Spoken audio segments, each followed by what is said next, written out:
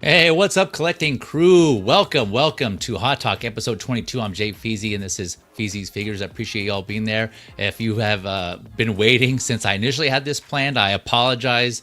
Oh man, it's just been one of those streams that hardly happens to me, but it happened this time. I don't know what happened. Technology, electronics, settings, Windows. Something happens every once in a while, and so it screwed me all up. So I apologize. I know I had initially scheduled this sooner. But I got it fixed. I got it working, at least so I think, at least my panelists think. But you guys in the chat, of course, and my panelists always keep me honest, help me out here. Make sure if there's anything I'm not catching myself. But yeah, please let me know so I can try to get it fixed. So hopefully there's no other issues. Can't make any promises. I did get a notification also from StreamYard that there's some instability issues with some later versions of Google Chrome. Yeah, it's all technical jargon. I know you don't want to hear that, but just an FYI, there's some stuff going on also. So all around, I don't know what the hell it is, but we're here and looking forward to this one. Either way, there's a lot of great figures in this episode. Yeah, there's one Inart. I'm sure you all know which one that is. Talk of the town, man. Oh yeah, we're gonna get into it. I prepped some slides, of course, as I usually do some Protos versus finals and do some other comparisons here. And I got a great panel so far. It may be shrinking down here in a little bit, but let me go ahead and bring them in without further ado before we lose their time. First up, we got returning to the stream, Valkyrie Magnus, and for the first time, couple of a community, we got Vita and Jim Collector. How you all doing? Thank you for joining me. Oh, just glad to be here. Yeah, for the time that you are. Yeah, I know we got you for a little bit, Valkyrie, so... I know it's a special day for you personally, so I first of all just appreciate you coming through and even popping in. I wasn't expecting that, but yeah, appreciate you. And then of course Vita, first time on the channel, on the stream here, so appreciate you coming through. I know I've seen you in the chat before, so I always appreciate that and being interactive. Jim is a returning panelist. He's been here before, so no stranger to the game. All right, so without further ado, let's go ahead and jump in because yeah, I know we're already behind, and I don't want to take up more time from you all than I already have. Let me see. Actually, first, let me address the chat real quick. Let me get through them, through the chat. We got Vita, of course, doing double duty. As like I was just saying, I appreciate you warming up the chat and interacting. Appreciate that. S Beam in the house. Superior Beam. Feezy, what is up, S Beam? Hopefully you're having a good work day. I believe you're at work, so hopefully all's going well there. Phil DeVerne, Robert in the house. Thank you for coming through, Robert. Happy Sunday, panel chat. Happy Sunday to you too. Yeah, hopefully all your weekends are going pretty well so far. We got Viking Collectibles. Evening, everyone. Happy Sunday, and a happy Sunday to you as well. Jogron 2, Lane the Legend, Kramer. Thank you for coming through, Lane. Hello, hello. Jose Plus, Jose G, the fact checker. Thank you for coming through. Maso Menos, if you're not familiar, 16 Fixes channel, go check it out. He's got a few episodes already under his belt. He has one coming up, and I forget the date, but I'll put that link in the description below to 16 Fixes channel. That is coming up. I was on there.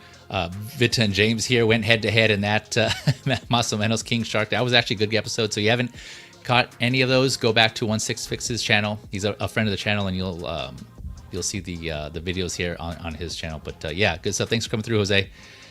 Let's see here. Valkyrie also doing double duties. Appreciate that, Valkyrie. Let's see here. I think I got, and as well as Jim Collector. I appreciate when the panelists go through and I keep the chat active and interacting with them. So thank you for doing that. We got the other legend in the house, 12-inch Moose Stream. What is up, Moose? Thank you for coming through, Moose. Yeah. All right. Let's see here. Figure in a bubble, Mr. Bubble, aka Action Figure Academy. Super Fees. What is up, Mr. Bubble? Thank you for coming through, Michael Elliott. Universal Key in the house. Hello, everyone. Hello, Universal Key. Appreciate you coming through. I like that profile pic there. Also nice and centered and perfect. It's looking clean. All right. Okay, now let's get into it here. Let me see here. Gotta present. Okay, here we go. First up, as usual, go through the releases and then go through the announcements. So first up with the releases that we got from Hot Toys, we have Dark Empire Luke Skywalker here. Let's see here. So, a couple of versions here. There's the Sculpted and the Artisan. This was announced May 2024, so a little over a year from release. And I actually remember this because this came up for pre-order while I was when we were doing our first annual California CaliCon, CollectorCon. Yeah, that's what it is, California CollectorCon, where we just basically collectors, I mentioned before, meet up and we come together. And that was, last year. So that was fun. That was a good time. We were all in Disneyland actually at the time, and this came up. So it was pretty memorable. But so standard, for those of you that don't know, is 280 USD. Artisan was 430 USD. The Artisan was limited to 3,500. All editions are now sold out on Sideshow. They're still available. Well, the sculpted version is still readily available at some other places, but of course the Artisan's already come and gone. There was a special edition that came with a gold coin here in the States, and I believe Hong Kong / China were the only ones to get a red coin, and we'll look at that here in a second. But that was what the special edition came with. I believe that was pretty much it. But yeah, going through here, there are a couple of unboxing / reviews already up, and to be honest, the one that I've seen, I should say, from MRC, shout out to MRC. The hair on that one didn't look too great, but I've heard others have saying, like the Figure Hideout, who also did another unboxing, that the hair looked pretty good on that one. This is, of course, talking about the Artisan. It kind of give or take. I mean, it just goes back to styling, right? How, it's going to be, if you just like our natural hair, right? There's we have bad hair days, we have good hair days. Way to some look have at more it. product. What's that? Yeah. Yeah, right. That's a good way. I mean, that's what it's supposed to be, right? It's supposed to be like actual, like natural hair. But I always think also, like, it's just harder to style shorter hair in general, unless it's real short like mine. But hair like this on a figure, I can imagine it'd be harder to style as opposed to like the Joker, and plus the look that goes with the Joker, right? His style of hair, just how it's supposed to be, just all like kind of greasy and dirty and grimy, whereas Luke's more voluminous, Vidal Sassoon-ish, maybe. I don't know if you want to have more cleaner look here, but yeah, I don't know. Either way, this was a pass for me. I think I've said it before in other streams. If I were to get a version of this, it would be the sculpted version. And of course, we'll look at Proto versus Final slides here in a second. But I'll have to turn it over to you guys. Valkyrie, if you want to go first on this, since you might have to leave pretty soon. What are your thoughts on this Dark Empire Luke Skywalker? I really like it. I remember that it was originally I didn't buy the Artisan version because I thought the sculpted looked great. And then recently I've been seeing pictures of the Artisan one. Now I'm like, oh, maybe I should have got that. But then one of my friends came forward to me and said, hey, I don't feel like I want this. You want this? I'm like, yes, please. So I'm getting both. Well, you're getting the sculpted and the Artisan? Yes. I mean, oh, wow. Yeah, it's not like I planned it that way, but who knows? Maybe might just end up selling a sculpted one. I'll just get it in the mail, and then, because if I cancel it, I'll probably will lose the NRD. So it's probably better if I just get it and then sell it to a friend who probably wants it. I'm not into scalping or anything like that. Just want to make sure that all my friends in the community have what they want. Yeah. No, that makes sense. Yeah. Good man. Yeah. Vito or Jim, any thoughts on this Dark Empire Luke? Or either one of you getting this one? Well, I don't know anything about them. Yeah. But I can comment how he looks. So for me, it looks like pretty cool. I'm not gonna lie. Like the sculpt looks pretty good, and the hair is really good. It's just, for me, it's like kind of hard because I like the figures I know, and I like them for the realistic aspect. So this one, honestly, for me, we have one Luke, and when I compare the different versions, this doesn't look for me like at all like the Luke I know. So it's a bit hard. But overall, the figure looks like pretty good. Like I like the suit and everything. It looks like menacing, and like he's fully embracing kind of dark side more. I don't know anything about the character, as I said, so I don't know if that's what it is, if he is the dark side Luke, or... See, I'm not fully versed in this. I think it's I don't know if he's actually dark side or if he's in disguise. I don't know the story at all. It's a comic book story, isn't it, guys? I believe this is based off of. Yeah, it's based on a comic. From what I've heard, correct me if I'm wrong in the chat or in the comments, that I think the concept of this was that Luke wanted to understand both sides, both the dark and the light side, I guess you want to call it. And so he kind of learned some aspects of the dark side. And so I can't remember if he actually went full dark side or he was just trying to be experienced with both to understand it, so then he can I forgot what his overall mission or his overall goal was, but the idea was like he wanted to learn both sides of the Force. Because the suit looks a bit like Darth Vader, like the belt, the pants and all, and such. He just has a freaky collar. Just the top, he doesn't have the same like armor. It's like because Darth Vader obviously has a breathing apparatus and stuff because it keeps him alive. Right. And a lot of stuff. So. But the figure looks quite good. Like, I think again the issue with this is obviously the rooted hair and Hot Toys' issues with it, because like you were saying, like MRC, his one doesn't look great, hair wise. There's 16 Lovers on Instagram. His one also has kind of crazier hair. But then I've seen a few videos where the hair looks really, really good, and when they've styled it properly, like in these photos, it looks really nice. It's some of the nicest hair, especially because, like you say, it's quite hard to style it at this kind of length, and it does look good. It's just concerning. Like hair looks really good for me, for example. That's sculpted. Yeah, I was about to say, like, even sculpted hair looks so good, but like the head sculpt overall, like the eyes, the expression is just I quite like. Isn't there debate on if it's meant to be an exact lookalike of Mark Hamill, or if it's meant to be like a kind of more an artistic mix, or the comic book version? I heard about that. That's it. Yeah, because I do like it, but it's not. It's like a character that's obscure enough for me that I can't justify a slot on the shelf for it, just because the slots are limited. You know what I mean? So gotta be picky. Yeah, for sure. Cool. Yeah, no, and I can kind of understand the whole mix between, like they did with the Clone Wars, right? Like a mix between the Hot Toys Clone Wars. It was like a mix of realistic and animated, right? So it kind of seemed like there was like in between, but they based the actual appearances on the actual like counterparts of those actors or / actresses. So I can kind of see that here. Yeah, I'm with you though. I'm not too familiar. I haven't read the comics or recall seeing the photos. I know some of them are actually like more like drawing inks, and others I think there's some actual paintings based on Luke Skywalker, so I don't know which version they're trying to go for here, but yeah, I definitely see the Darth Vader appearance here. It's cool. I didn't realize this now. He has these shin guards here. So there's some aspects. People point out the cod piece, the cod protector for him. Why not? Yeah, why not? Yeah, you got to have some sort of resemblance of his father there. Yeah, this is to remember you, father.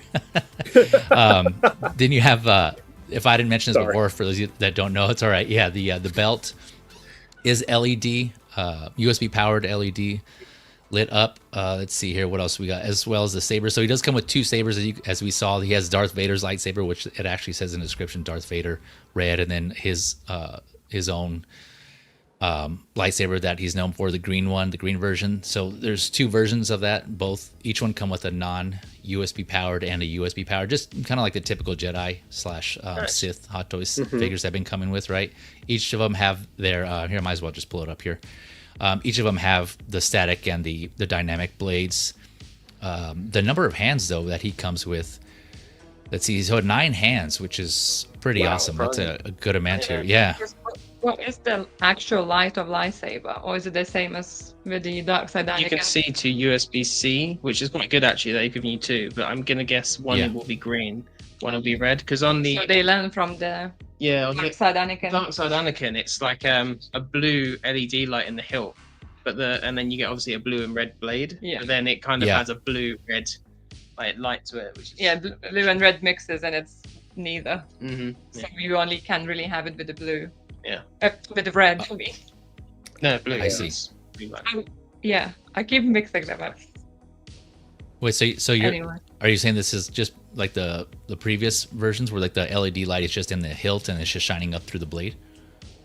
So yeah, she was asking about if the light for the green one is actually green and the red is actually red on the red one. If that makes sense. Oh, I see. Yeah, I see what you're saying. Okay, gotcha. Yeah, actually, I never paid attention to that because I have yet to connect all my Jedi Sith. So I want to do like a whole hub and USB, and I have some like what are they fusion reactor type. Yeah, it is, and I have yet to do that. So, but yeah, that's a good point. I never paid attention to. But here's that coin that I was mentioning that comes with the special edition here. Let's see here, and let me go ahead and jump to the comparisons so we can get through that. Let's see here. Oh, and share. Okay, here we go. So this is the artisan version, Proto on the left, final on the right. The image on the right, I know, sorry, it was like a smaller image, and so blowing it up a little bit makes it a little more pixelated here, but more or less to give you an idea, and it was a little darkened, so I brightened it up a little bit. So again, these are just stills, they're just like snapshots. Of course, the one on the left is going to be more clear, the Proto, than the final, but to kind of give you an idea of what they were advertising. As far as the head sculpt and the paint, I think it looks pretty spot on. Again, it might just kind of be, there might be some slight differences when you get it in hand, but I think for the most part, it's pretty much there. I don't know, what do you guys got, any thoughts on this? For me, it just looks like a left side, the Proto side is like older in years, let's say, and like on the right side, he looks younger. If that makes sense. So like, yeah, I can see that. Mm-hmm. Yeah, I can see that. Too. And like the face for me looks a bit like wider maybe in Proto, at least from that specific angle. Just looks a bit like more like wide. I think like the cheeks a bit more like round. Yeah, I see what you're saying. Yeah, and like the same with the nose. The nose looks a bit more like pointy on the right side for me. Yeah, it's a slight downgrade from left to right, but it's a small one. Like the final's pretty damn good, I would say. Yeah. Job. Yeah, I agree. It looks pretty close. Yeah, like I said, like to your guys' points, when you get it in hand, it might be slightly different, and it seems like you can already tell the differences here. Isn't it? Yeah, it is. Yeah, you're right. It is. I mean, yeah, you both should know. You both. Did they lighten up his hair on the right, or is it just the lighting, you think? Say that again.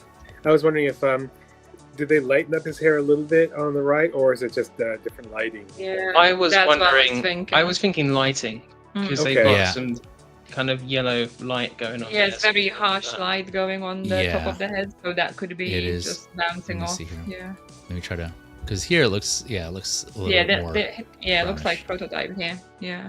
Yeah. Here. This is the blogger photo. So I think it was just the lighting. It's just like Vito was saying, just harsh light. It makes it look lighter. But now comparing the sculpted Proto to the final here, again, I tried to get as pretty close to the same angle and expression as I can when I choose these photos. But yeah, like I've said, if I were to get this, I think sculpted would be the way I would go. There were some photos when I was looking through the blogger photos, because how they combine the artisan and the sculpted hair. Mm-hmm.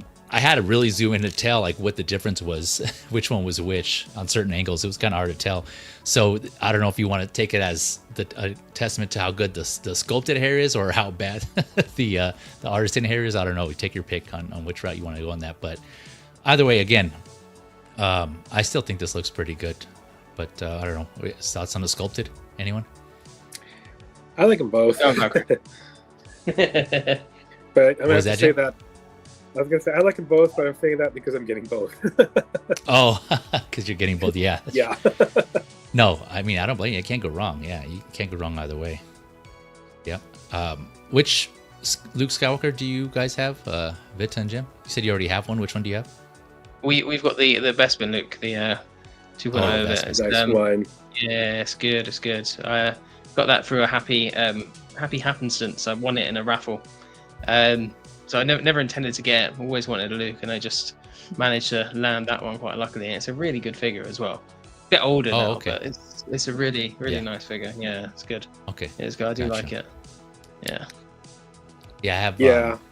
I remember when it came out, there was like you had a choice between that one or the Mando Luke, and I just saw that episode where he was like on the Mandalorian, and it was like That was just such an awesome scene where he cut down all those dark troopers, and so I had to get it, and then but I could only afford one at the time, and yeah, so I'm that's still fair. like wish I still got the Bespin one also, but yeah, you can only pick one at the time.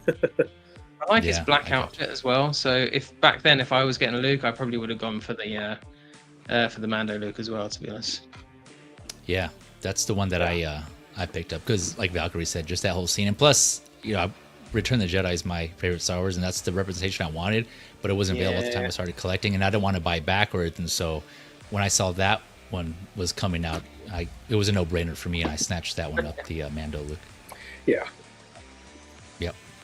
But yeah, so I'm with Valkyrie on that one.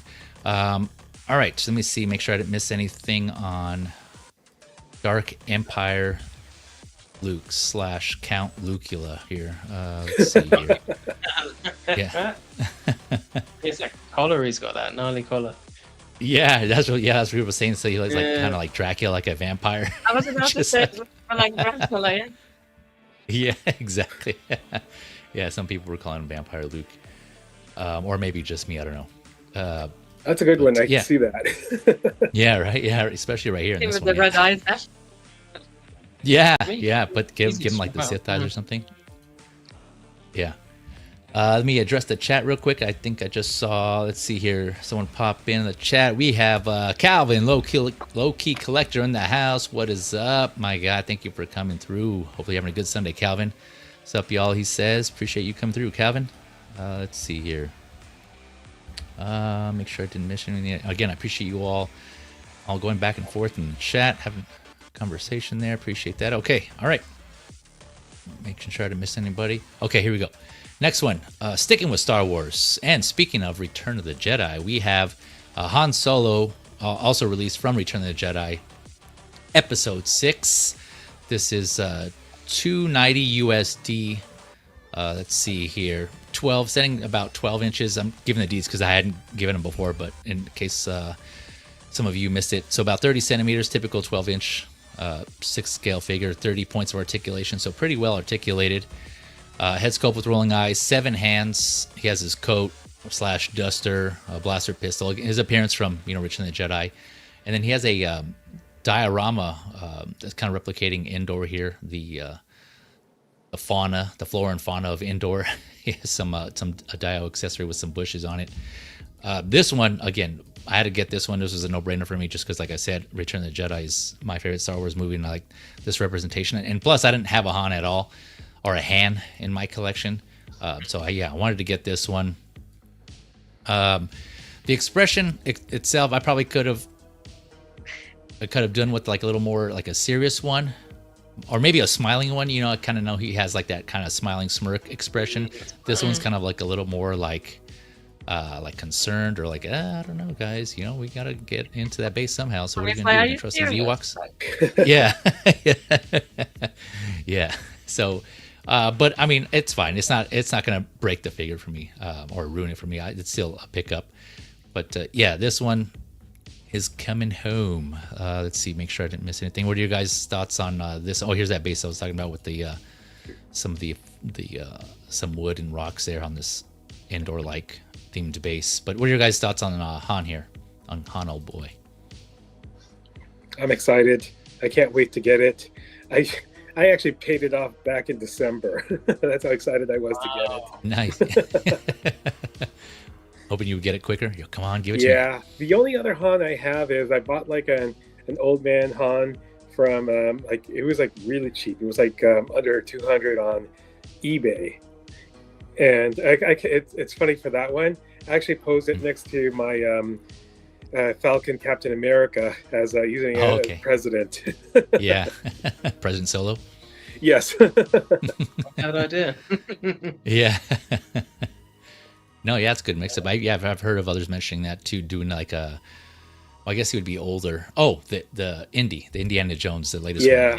They were going to use for that. Yeah, that's right. But the Indy, though, you couldn't remove the hat. That's the only thing. That's why I went with with the older Han Solo instead. And so I posed him next to Captain America. Yep. No, that's not a bad idea. Yep. It'll work. Jim, Vita, any thoughts on this one? I think he looks like really cool.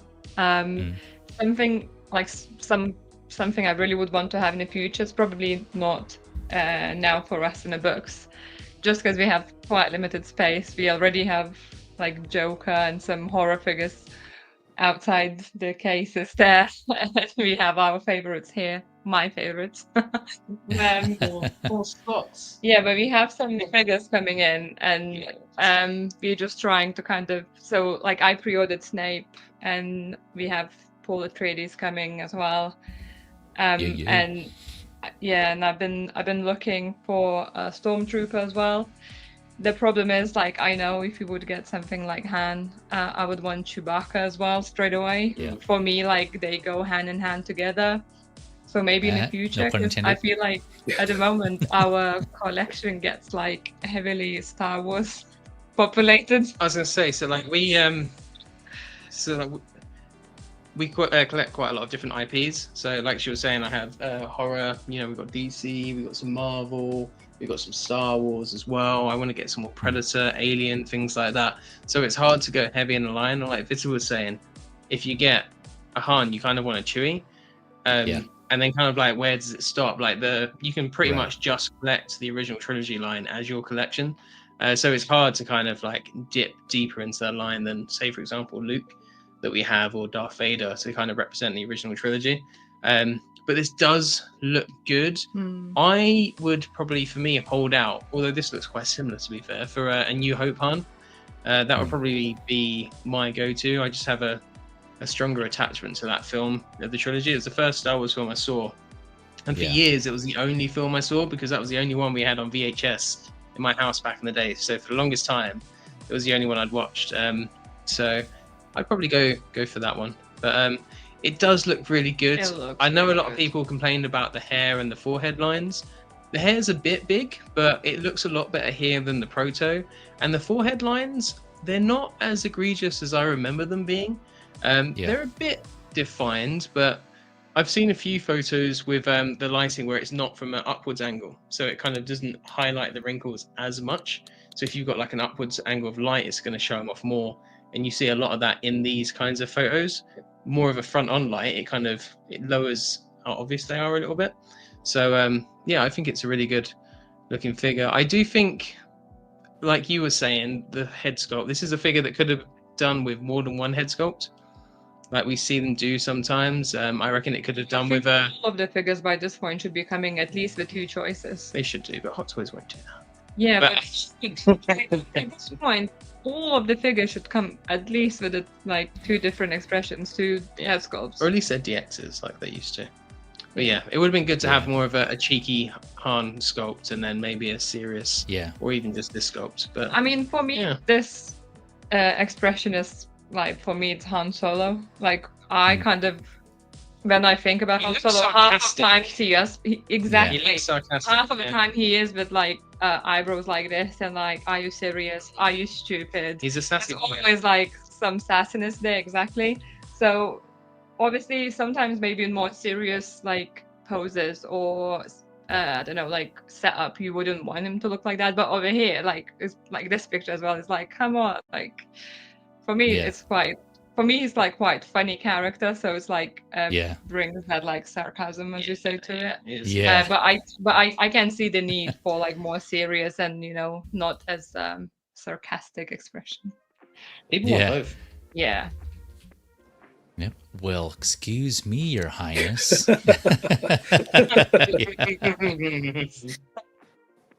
They demand. Yeah. Yeah, he did. He's like his sarcastic, smirky remark, or like where Leia tells him that she loves him. He's like, I know. Or like the other way around. Yeah. Yeah. See, that's the Han I remember. Like some smirky, like you were saying, like snarky, sarcastic expression would have been good. Like that's like, again, with just that smile. But this is, I'm trying to remember how often he has this look here. It's kind of like look of confusion, or like, are you sure you want to do that? I'm like, all right. that base looks a bit little, like in some like pictures it looks like he just fits there. Yeah, like, I'm not biggest fan of this base.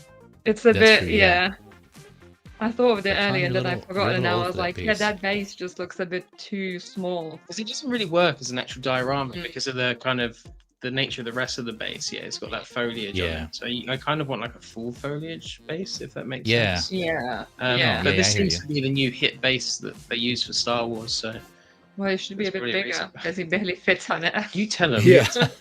You've thrown up Howard Chan now. Yeah. Like, excuse me, didn't you see my pitch? That's how you do the bases. Yeah. Yeah, this was if they would have went back to the rectangular base for this, but kept the foliage. I like the theme, the idea, Yeah, but same. yeah, if they Yeah. would have made it like a Mhm. rectangular base, so it actually would have fit on there better. They do it for Proto. Yeah, I agree with I agree with you both. But I do like the idea that the theme that they were trying to go for there. So that's cool. Yeah, But definitely.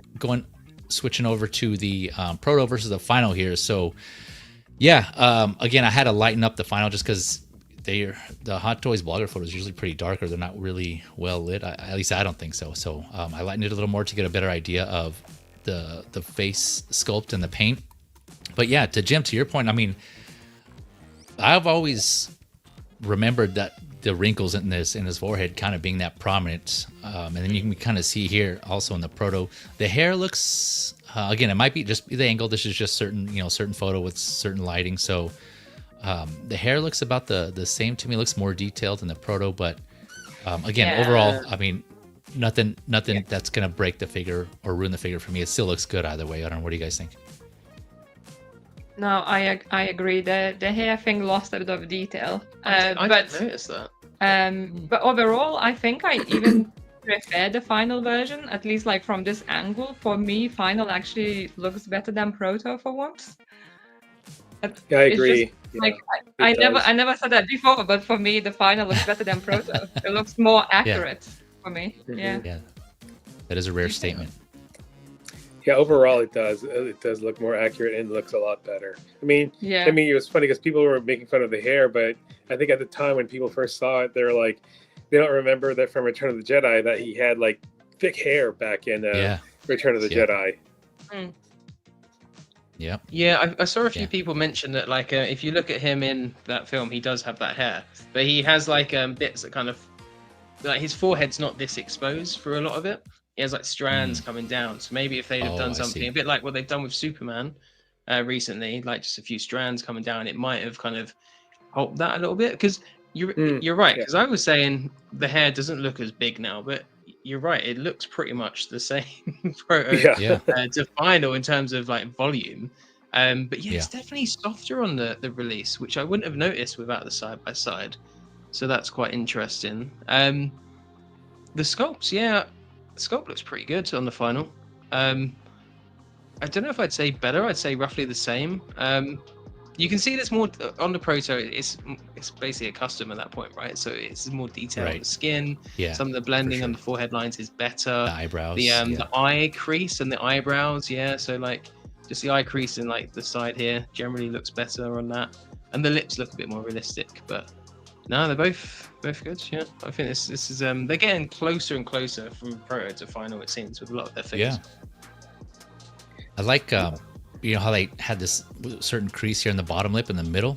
Yes, that yeah, added that's what I was thinking. detail is that's kind Yeah. of cool that they kept that, and just minor detail like that is It's cool important. to see when they add things like that. Yeah, it is. Yeah, because every person has their certain characteristics or certain traits about them that kind of distinguish them from others. So that's cool that they kept that in there.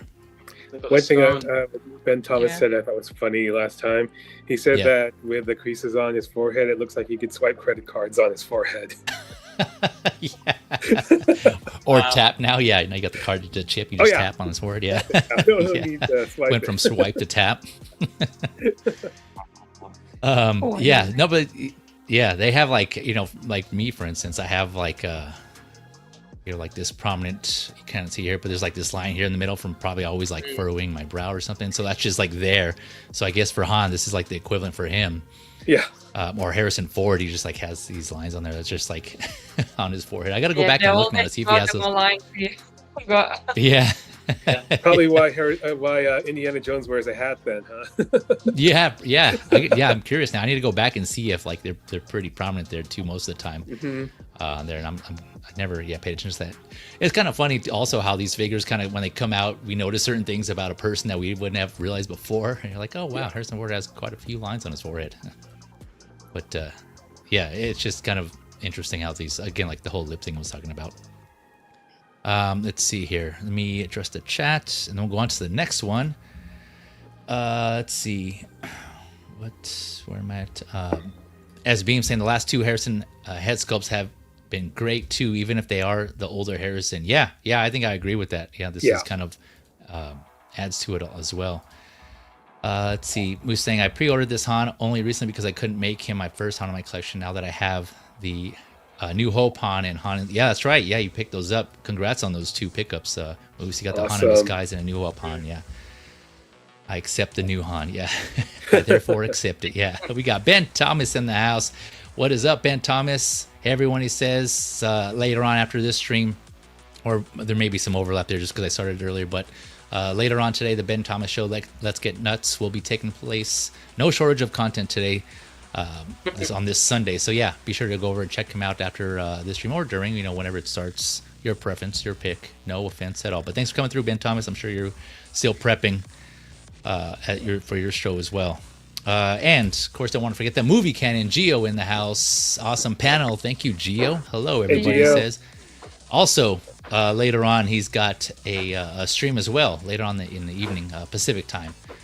And so, yeah, check out the Movie Canon channel for his Figures Talk Sunday edition. Normally, he's been having it on Fridays, but because of 4th of July, he moved it to Sunday today. So, if you can't make it, of course, there's always a replay for both Let's Get Nuts and Figures Talk. So be sure to check those out. Both friends of the channel, so check out their links in my section of my channel for that.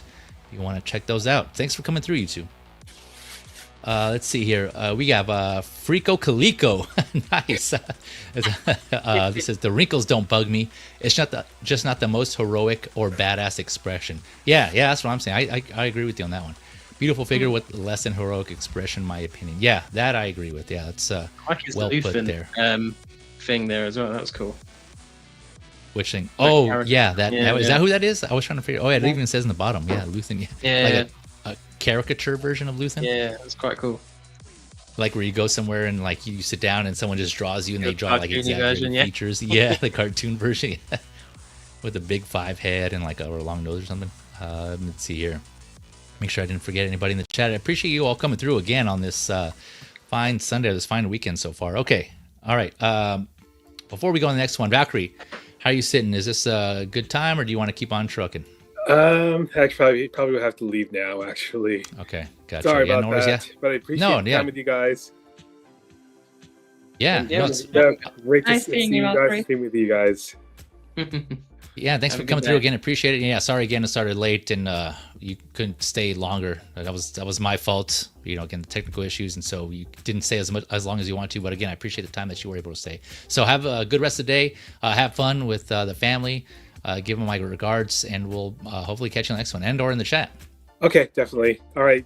Have a good day, guys. Take care. Bye. Later, Valkyrie.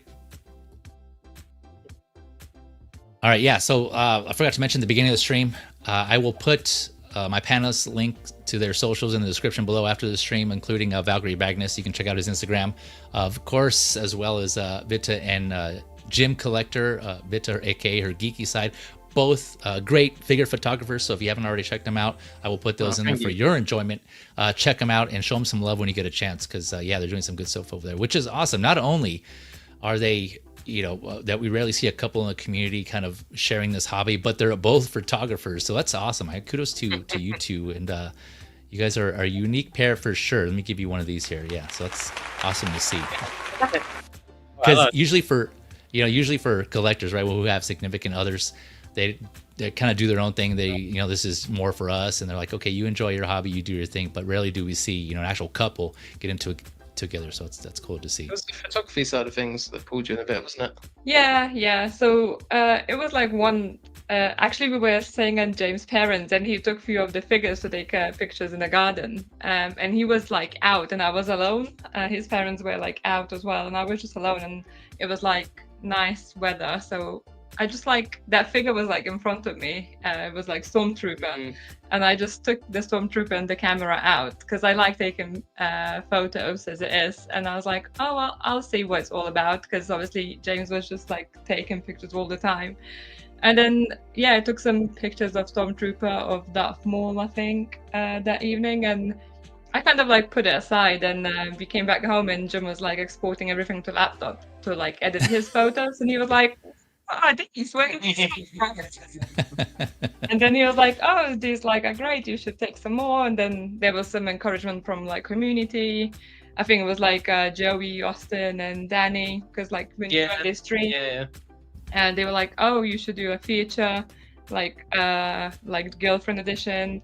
So that's where we found out how it started. I think you used to like post once a week the picture I made, and then he just didn't want to post all my pictures, so I had to make my own account. She needs to get her own channel.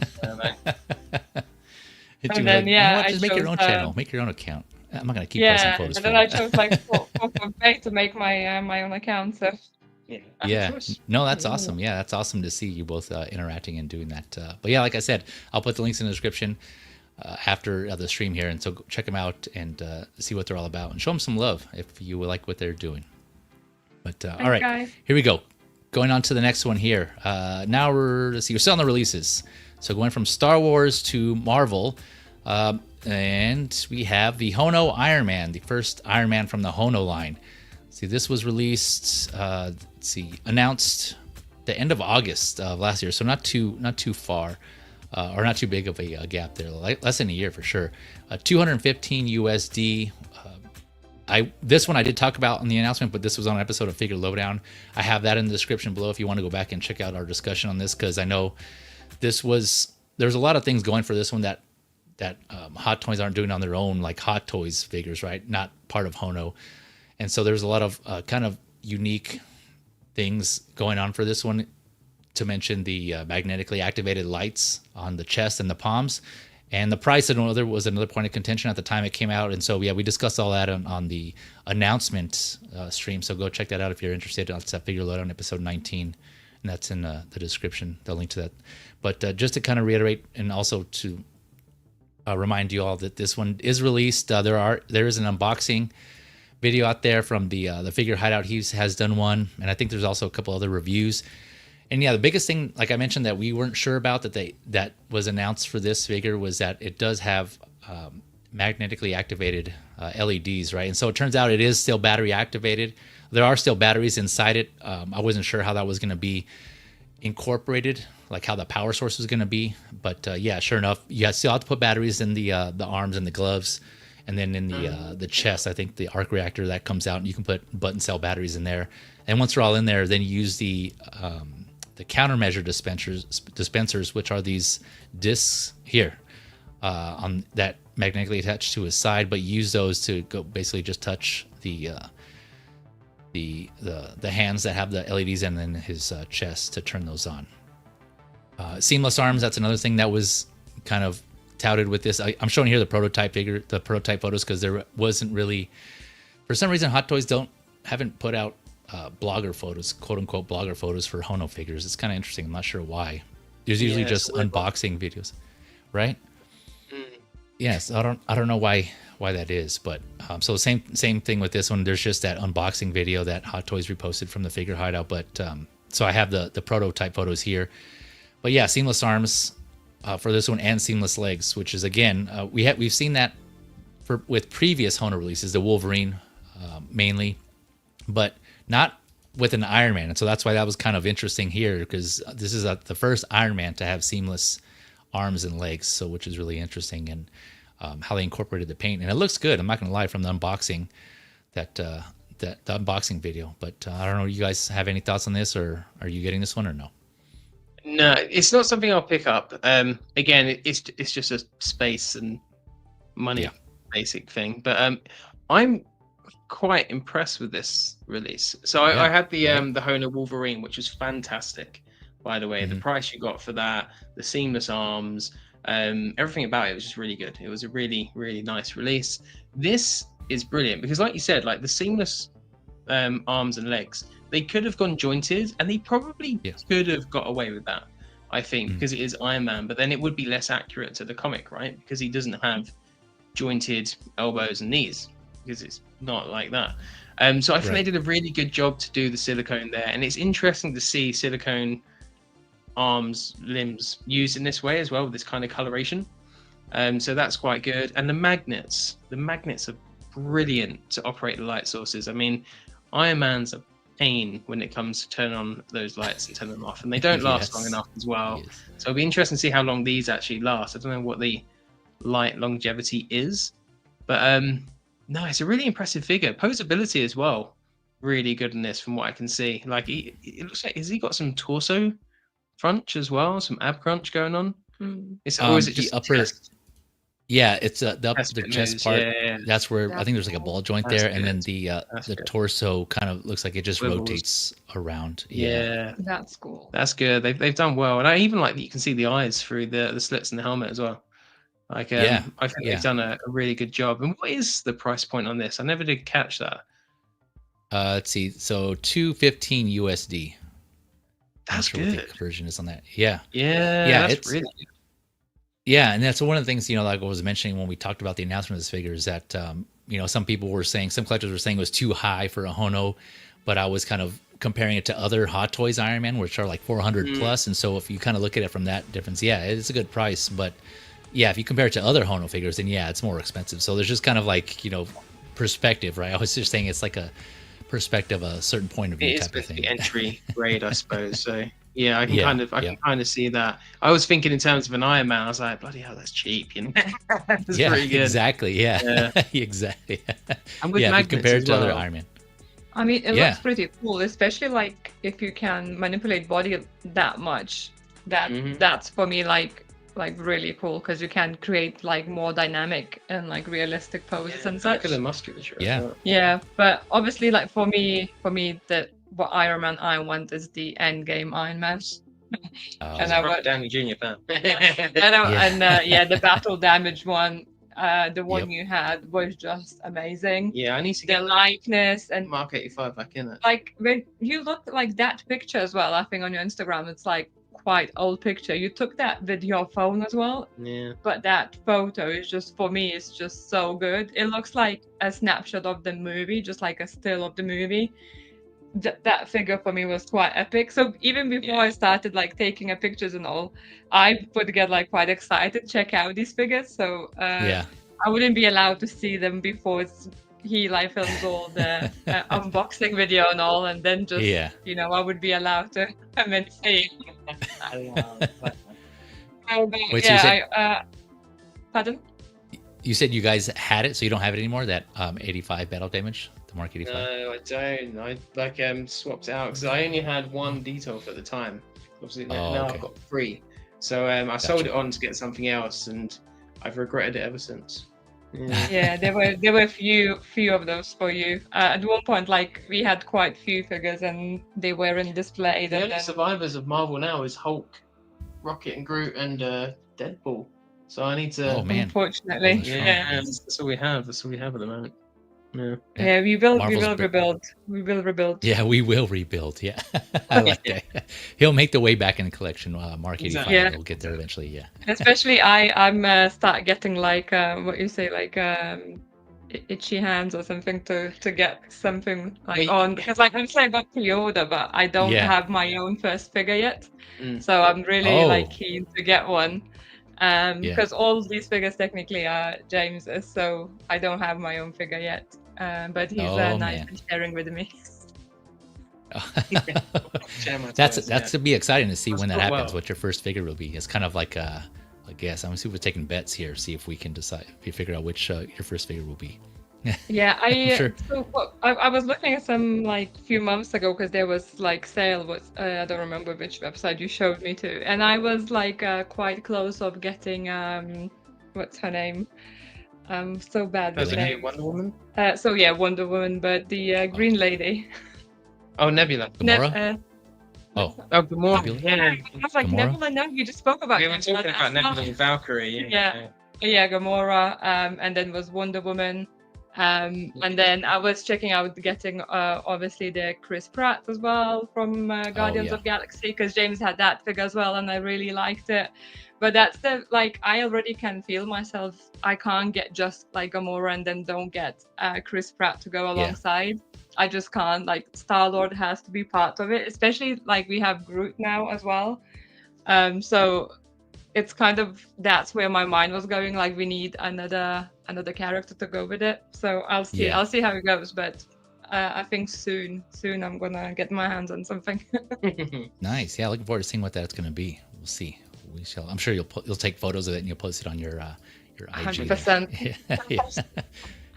Another thing that I was kind of worried about on this Iron Man here that I wasn't sure how they were going to do, but after looking at the unboxing, is the ankle joints. So it does seem like it has good articulation on the ankles. It's just more like a rubberish overlay on the ankles, but you still get all that rotation there. So I'm trying to think of who has something like that recently. But if you were worried about posability in the ankles, don't be, because it looks like, again, from that unboxing, he's going to have all the articulation, the ankle side to side, front to back rotation that you would want in an Iron Man. The only thing what worries with me when it's like one boot, like long boot like that with articulation is like, is it gonna split over time from like moving on the material, I guess. Well, these will break down in this event. But that's like practicality of me. I always start thinking about the worst scenario.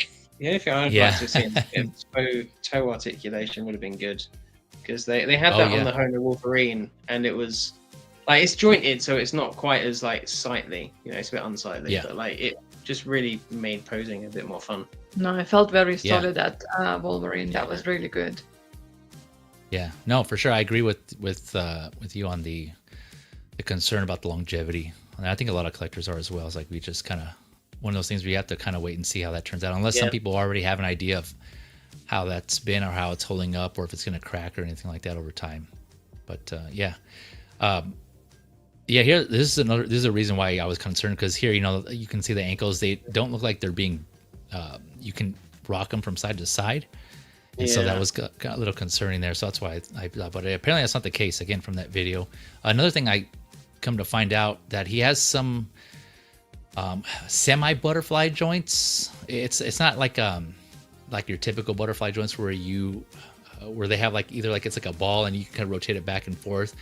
And they have like those cuts. It kind of seems like it's more just like a hinge that only goes forward. It looks like, if that makes sense, at least from the video, that's what I'm saying. I could be wrong, but it seems like it's just only meant to go forward, if that makes sense. Like there's like a hinge like on the side, and you can only rotate it forward. It doesn't look like it goes back, but again, that's just from that one unboxing video that I saw.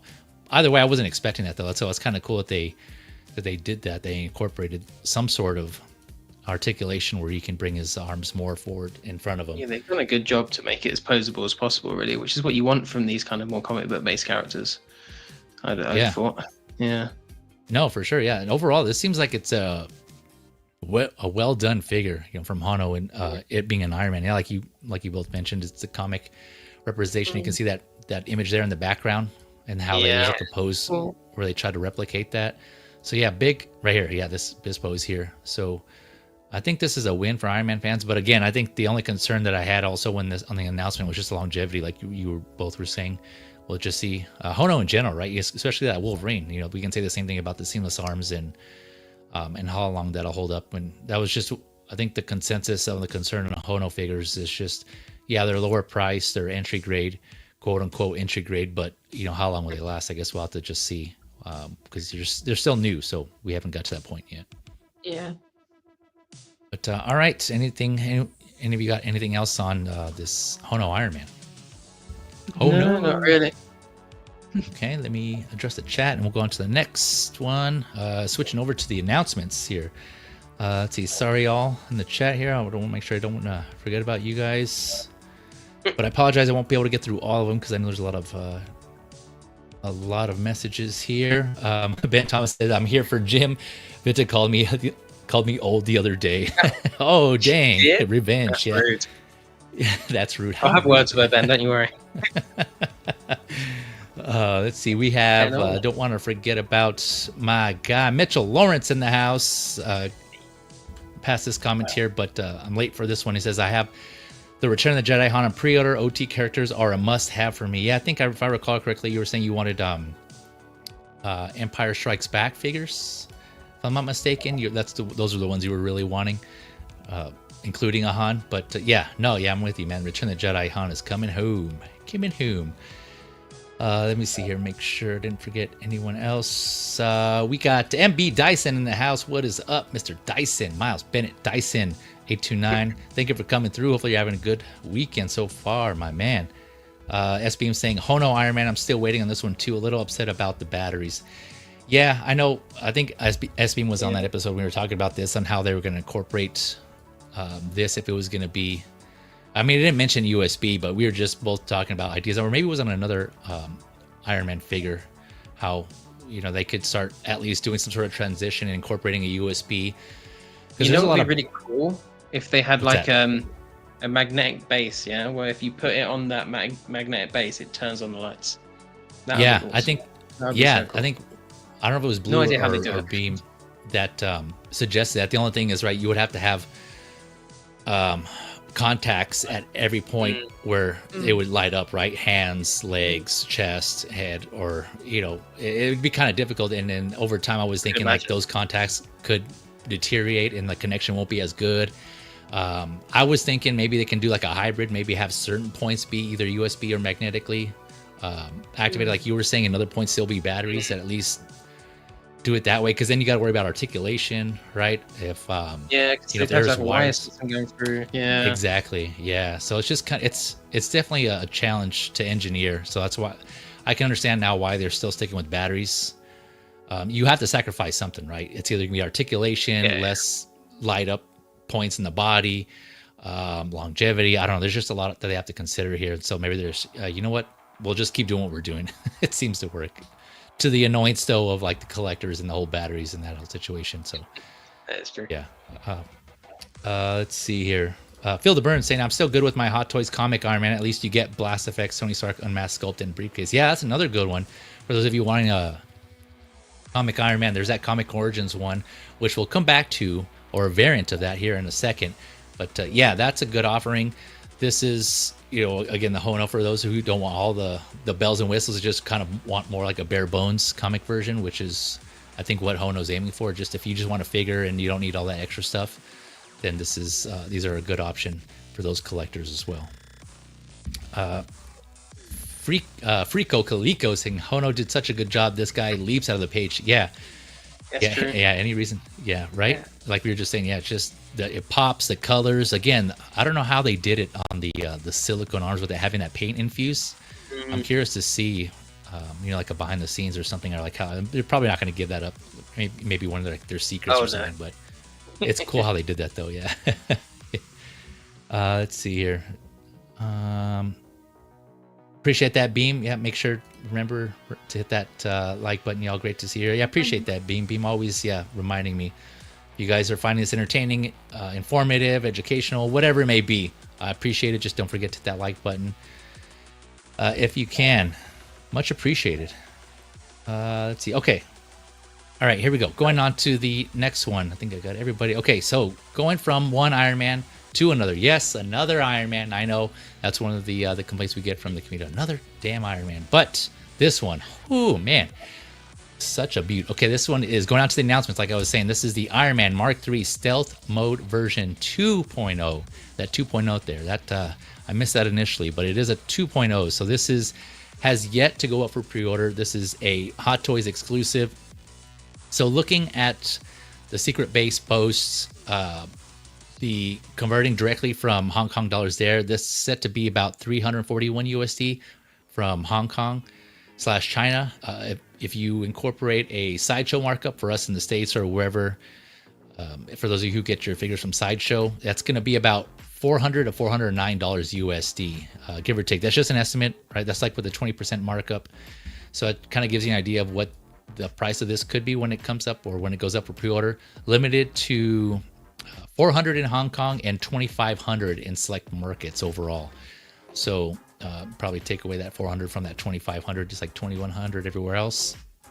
But yeah, so when I initially saw this, I totally missed a 2.0. I just saw stealth mode version. I didn't even realize there was a 1.0, but shout out to S-Beam who pointed out that they did do a 1.0 of this. There's a previous version, obviously, hence the 2.0. So I'll show a photo of a slide comparing the two. But yeah, this basically just seems to be a variant or a repaint of the latest Mark III. There's actually been a couple or a few of them that they've already done the variants for, and we'll take a look at those as well. But yeah, man, this when I first saw this, for one, blue is my favorite color, so any variant of blue I'm all for. So this was already caught my eye, but the more I kept talking about it and looking at it, and damn, this looks pretty, man. It's so pretty. It's so pretty. I just love the blues, the teals. Teal also I really like. I'm really, really digging this, man. And I think the more I talk about it, the more I look at it, even now, man, it's just, I'm stoked. I'm hyped for this one. I think I'm going to end up getting this one. It just looks so clean. That chrome plated paint, that finish on this one. Yeah, this one just looks good.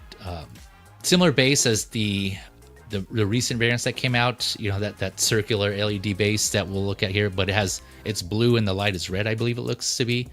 But other than that, it has the same swap outs that the Mark III came with. Oh yeah, here's the base here. So you can see red with the blue, which yeah, yeah, just I was always a fan of the stealth version of the Iron Man suit. And I have the Marvel Legend version. I have I think I have the, I don't remember if I got the Mafex version in the 12 scale, in the 6-inch scale, but yeah, this I just love the blue and red, the color scheme. It just pops, man. This looks awesome. Do you guys have any thoughts on this one?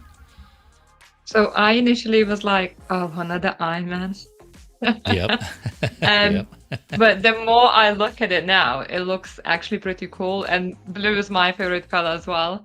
So it actually pops quite nicely. And with that like red eyes and red lights, it just it pops so good. And it looks pretty badass, if I'm honest. And I can see how it could be like kind of centerpiece of your collection as well, because it would stand out because it's so different. And a good point you said as well, when we spoke about this, like there are people who would be collecting just different variants of Iron Man, so that would be an epic piece of the collection to have. I mean, some people, it's all they get. Yeah, exactly. Yeah. It looks so. It looks actually really, really good. But again, for me, I want the original. That's my preference, The 85, yeah. Yeah, but like initially for me, it still looks really good. If you take everything out of the equation, like money is not a question, space is not a question. Yeah, why not? It looks cool. Mm-hmm. Like you can get straight away. I'm thinking amazing pictures with it. It stands out and looks different, and I like it. It looks great. Yeah, I think you're normally when I see these announcements of an Iron Man repaint, right? Normally I'm like, I'll give it like a glance. I'm like, oh, okay, but I'll never get these just because, like we discussed already, finances, space. You can only collect so many things. So I'm like, I'll stick to main variants. I won't go into these. But this is probably the nicest looking one, and it's just the colorways. The blue, the silver. I'm colorblind, so those are the only two colors I can see. But it just looks so nice and so clean, and it's chromed, right? Because it looks shiny as hell. Yep, so exactly. It's absolutely gorgeous. I mean, if I was ever to get one of these, it probably would be this one, just because it looks so nice. Because normally I don't like the the Centurion one, the red and silver. I'm not a big fan of that. I like the red and gold. But this just looks really good, and the red as well just goes so nicely with the blue. It just kind of really pops out. Right. Yeah, it's a gorgeous looking Iron Man. I really do like it. And the Mark III suit's a really good suit as well. It's probably my favorite. Same. So yeah, it looks fantastic. And I like that they're sticking to that kind of base as well with all of these. So you can have some, like, if you are collecting them all, you have some uniformity throughout the entire collection. You could just line them up on a shelf and they would look brilliant. Yeah, like look at these pictures. They look so badass. Like Yeah. just like standing here, like in the motion, kind of walking, it just looks so like menacing, kind of. Yeah. I think it looks really cool. Clean. Yeah, like you guys were saying. Yeah, I'm with you, Jim. Like Mark the Mark III is one of my favorite suits as well. I definitely picked that one up, the 2.0 that this is based on. And just like that design. So now take that design and add this color scheme. And yeah, oh man, this is, yeah, it's just, ooh, man, getting hot in here. This one is, this is one of the ones that I want now, man. Looks really good. So, let me see. So let me see. Was there a photo here? Oh yeah, there was, of everything that it comes with, like I mentioned. Okay, yeah, here we go.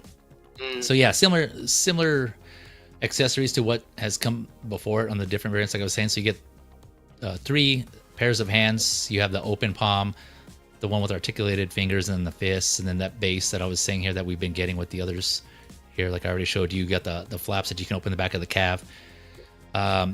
This articulated chest piece up here. The shields, what is it? The shield armor, or gauntlet forearm interchangeable part there. The flaps that open the back.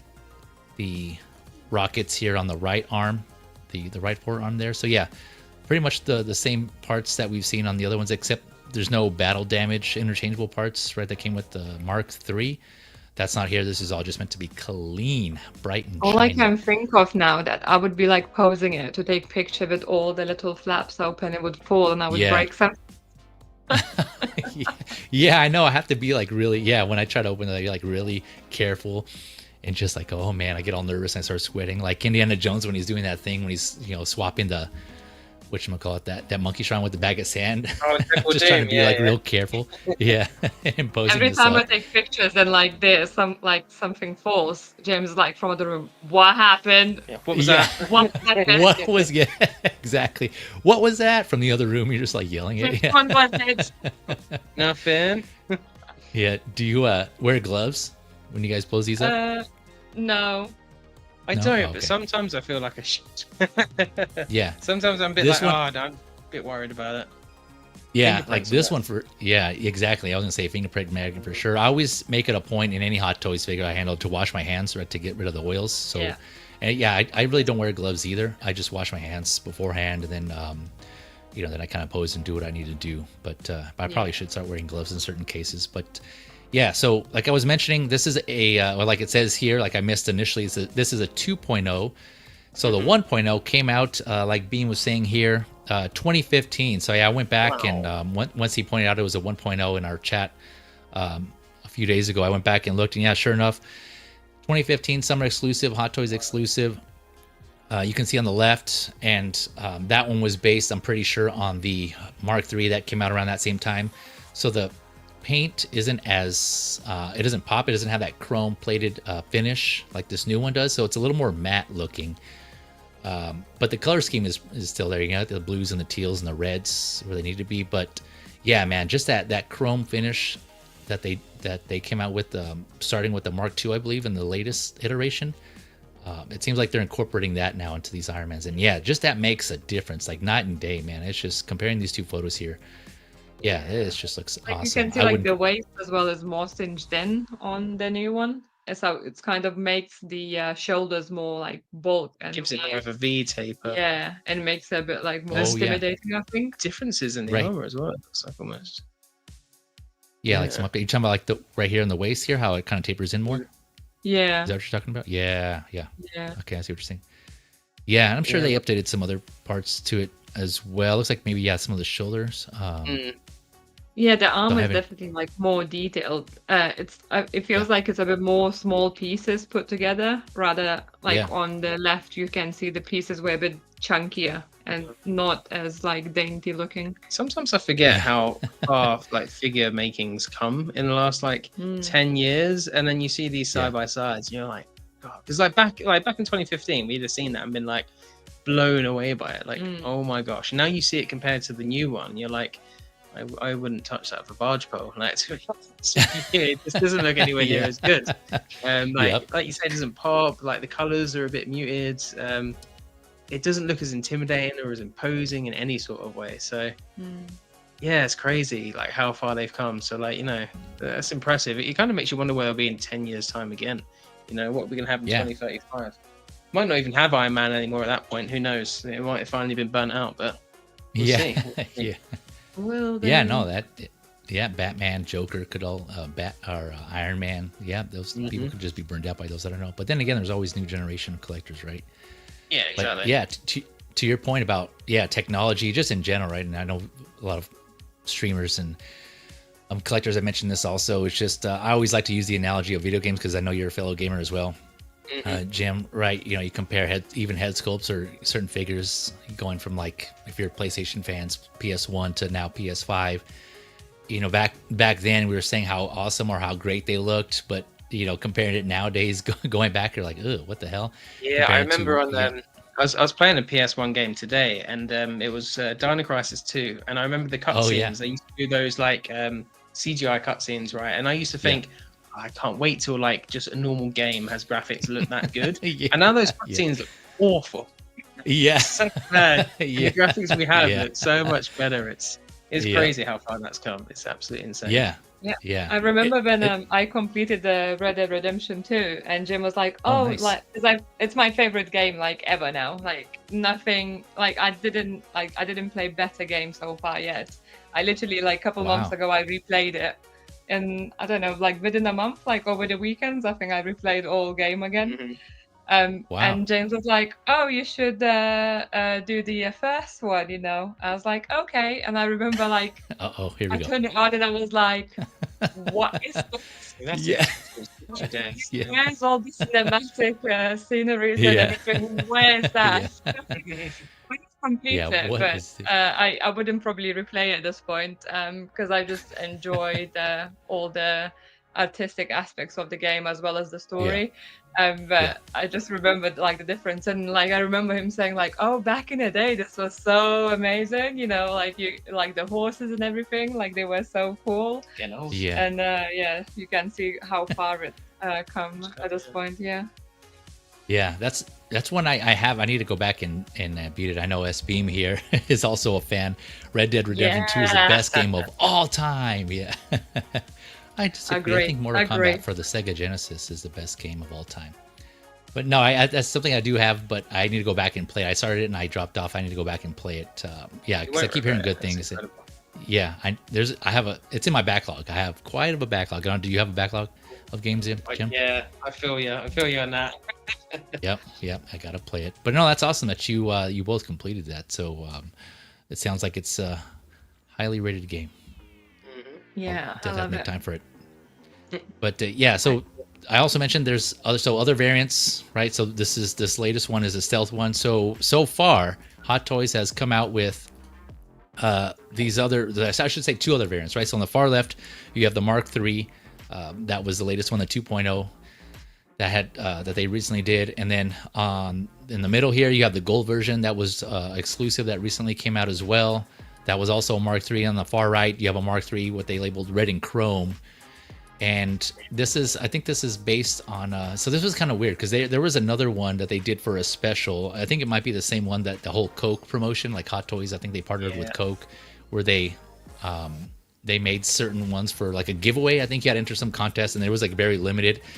But from what I recall, the only differences were a base. I think it just swapped out the base, but the figure was the same. And so I think that's what this figure is. Either way, this is the red and chrome version that they ended up releasing as well. And so I think this is all of them, of the latest Mark III variants. Let me know in the chat or in the comments if I'm missing one, but I think these are all of them. And then, of course, now add to that list this Mark III stealth version. I didn't include, so they also, of course, there's a Mark II, which then obviously, as we know in the movies, went up to became the Mark III. But this isn't an exact one-to-one because it has all the rivets in it. This was like supposed to be an early design in the movie, but I think for the most part, it's supposed to be the same as the Mark III. Just it's all in silver, right? It's all in chrome, and I think this is where this whole chrome plated started. I think it came out with this one here because the Mark III wasn't as shiny, but when this came out, and this one I had to get, so I picked this one up for sure. And it even has the base as well. This is, I think, where this base started here with this 3. It might have come out before, but I think from what I remember recently, this was they kind of started using this again when this Mark II, just minus these like swivel devices here on the left and right side. I like it with the swivel devices. It kind of looks a bit better with those. Yeah, you're right. I agree. It does. they just, for I guess in the variants, they just cut those out, trying to minimize the accessories that it comes with, I guess. But yeah, whoa, they actually got them to fit on here. That's crazy. That's impressive. Yeah, that is impressive. I haven't tried that. But yeah, to what you were saying, Jim, I think it was you that said that about all these bases. You know, it's kind of cool. They have, they're all the same style, so you can put them right next to each other and have like a little mini hall of armor. You know, without the actual encasing. This is kind of like a mini version of that.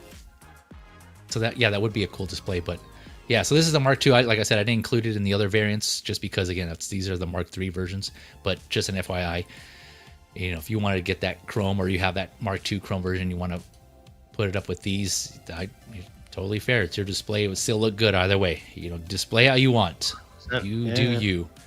But yeah, so there was a stealth version, right? Like I was mentioning, 1.0, 2.0, and then we touched on earlier about Comic Origins Iron Man. There was a Comic Origins version, stealth version of that figure that Hot Toys released also. Whoop, jumping ahead, and it is right here. There we go. So there's this stealth version of the Comic Origins Iron Man. Yes. This was also limited. I forget how many, but the translucent body. Yeah, exactly. Yeah, translucent like armor pieces that you can remove or leave on. But yeah, similar color scheme. But again, this is based on the Hot Toys comic version. And this one, again, because I love that color scheme, the blue. This one I end up getting, so I have this one in my collection. But it's safe to say now I'm going to have two stealth versions of Iron Man. But yeah, next to each other there. Yeah. Oh man, I'm looking forward to putting these side by side, having kind of do some sort of pose. What's that? It looks a bit evil. Oh, yeah, like an Ultron-ish type of evil version. Yeah, it does. Yeah, it's a good shot. Yeah. Like especially here, look at that. Like. Yeah. Are you gonna save me or kill me? Yeah, I know, right? Yeah. Do I want you saving me? I don't know. Classic stealth Iron Man. Yeah. Are you saving me? Yeah, I'll wait for the next one. Thanks. This one was an awesome figure. Just this Comic Origins figure in general. I think like Phil DeBurn mentioned, just because the options it has this comes with the different swap out parts and the different looks you can have. Yeah, really cool. So this is just an awesome figure in general. But yeah, I almost got the red and gold one. Yeah, it was nice. Oh, of the Comic Origins one? Yeah, it looked really good. It was back in the Toys Wonderland days, so I ordered it through them. Gotcha. But then all that stuff happened, but luckily I was able to get my money back, so God for that. Oh, nice. Okay, good. Yeah. You were fortunate. Okay, nice. I was, yeah. Yeah, this was, so, for those of you who are looking for a stealth version or who weren't aware that this is an option also, if you're looking for more, if you don't prefer the Mark III version of a stealth and you want more of a classic look, then there is this option. Like I said, this was limited, so it may be higher in price on the secondary market. I'm not sure. I haven't looked recently, but that is an option. Albeit you might be paying more for it, but this is a cool pose. Yeah, they did do War Machine, and like I said, they did do the traditional Iron Man of this in this style. So yeah, there's two variations of the comic Iron Man that Hot Toys did. So there's like there was Comic Origin ones, and I think there's one just called the Classic Suit or something like that. I forget, but yeah, just an FYI if you're looking out there. But yeah, this one, yeah, I think I'm definitely looking forward to this one. I'm gonna try to go for it, and good luck to all those who are going to do the same, who are going to try your luck on getting this. Like I said, limited to 2,500, has yet to go up for pre-order. I did RSVP though. That is up on Sideshow's website. You can RSVP for this. Yeah, good luck to us, to those of us who are trying to get this one. Any more thoughts on this Stealth Mode 2.0 Mark III Iron Man? Nah. No, it looks epic. Yeah, we're good. Yes. All right. Let me address the chat here before we go on. Let's see here. I got MB Dyson. I got the Iron Man blues. Yep. Yeah, definitely with the blues, man. All blues. Let's see here. SBM saying I still need the War Machine version of the style. Oh, you're talking about the Comic Origins? Yeah, that was a nice one too. Ben Thomas saying gotta get ready for Let's Get Nuts. Love you guys. Great show today. Happy Sunday, everyone. Thanks again for coming through. Ben Thomas, happy Sunday to you as well. I'll be catching the live later on, but appreciate you coming through, man. Have a good show. All right. Okay, going on to the, let's see, next announcement here. I think you already got a preview or a spoiler of what that is. But going back to Star Wars, another exclusive, we have Clone Commando Gregor from the Clone Wars. Another one that has yet to go up, again, because it's exclusive, has yet to go for pre-order, but I believe the RSVP page is up for this one as well. So doing the same thing, secret base post, converting from Hong Kong dollars to about 220 USD, then doing the sideshow about 20% increase. It's going to be about 264 USD for those of us here stateside. So it kind of gives you an idea. Again, that's just an estimate, just more or less kind of give you an idea of what that price is going to look like for Gregor. Let's see, limited to 2,500 also. So this one, just like the Stealth Iron Man, limited 2,500. He's going to have his blue LED light up visor like the other figures, and I'll bring up a photo of that here shortly. And I believe it's also going to be painted. So those other ones, they have the visors was painted blue, but it also has a LED light up as well. So you kind of have both. 6 hands, a magnetic backpack, and a blaster rifle. So this one, I do like the camouflage pattern on this. It reminds me a lot because I was active duty Air Force previously, and so we had our camouflage gear, our uniform was this color scheme. Like it was pixelated like this because they had updated it and they had this color scheme. And so this reminds me a lot of that. And so I wonder if that's where they took the inspiration from of this character from the. I'm guessing this was an actual character in the Clone Wars. Or somewhere in the Bad Batch, or maybe I don't know. I don't recognize this character at all. So maybe Jim or Vita, maybe you guys you can enlighten me. But based on what I was reading in the sideshow description, that this was a clone that lost his memory and then was at I forget the planet name, but they were somewhere working for somebody, and then like another squad came in and fixed his memory and gave him his memory back, and so he ended up coming back. It was kind of, he had his mind wiped basically, and he ended up coming back, and that's all I know. I don't know. I have no familiarity with this character at all. I didn't even know this was a character until Hot Toys showed it here, but it does look cool. I'm tempted on this because of that, like I said, the pattern on this, on the camouflage pattern on his on this armor. And then from what I was reading also on the sideshow description, all these marks are droids that he has taken out. So these are all his droid kill count there. But do either of you have any thoughts on Clone Commando Gregor? I'm like you. I you know more about this guy than I do at this point, to be honest. I assumed he was from the Clone Commandos video game, but he's from Clone Wars. Yeah, that's what it said in the description. If I read it right, yeah, it was based on the Clone Wars. Yeah, I'll double check while you give your thoughts here. He does. He looks good. I like the colorway on this. The camo that you were talking about, it reminds me of Call of Duty of all things. Just some of the skins you can get in that game for the gun. So that was the first thing that came to my mind. But I do like the colorway, like the yellow in this as well. That reminds me, that's very much like a kind of prequel Star Wars colorway. Like, to my mind, I just remember them using a lot of yellow, especially with the Naboo starfighter. So it kind of reminds me of that as well. So I do like this. I think it looks good. It's not something that's on my radar as a pickup though.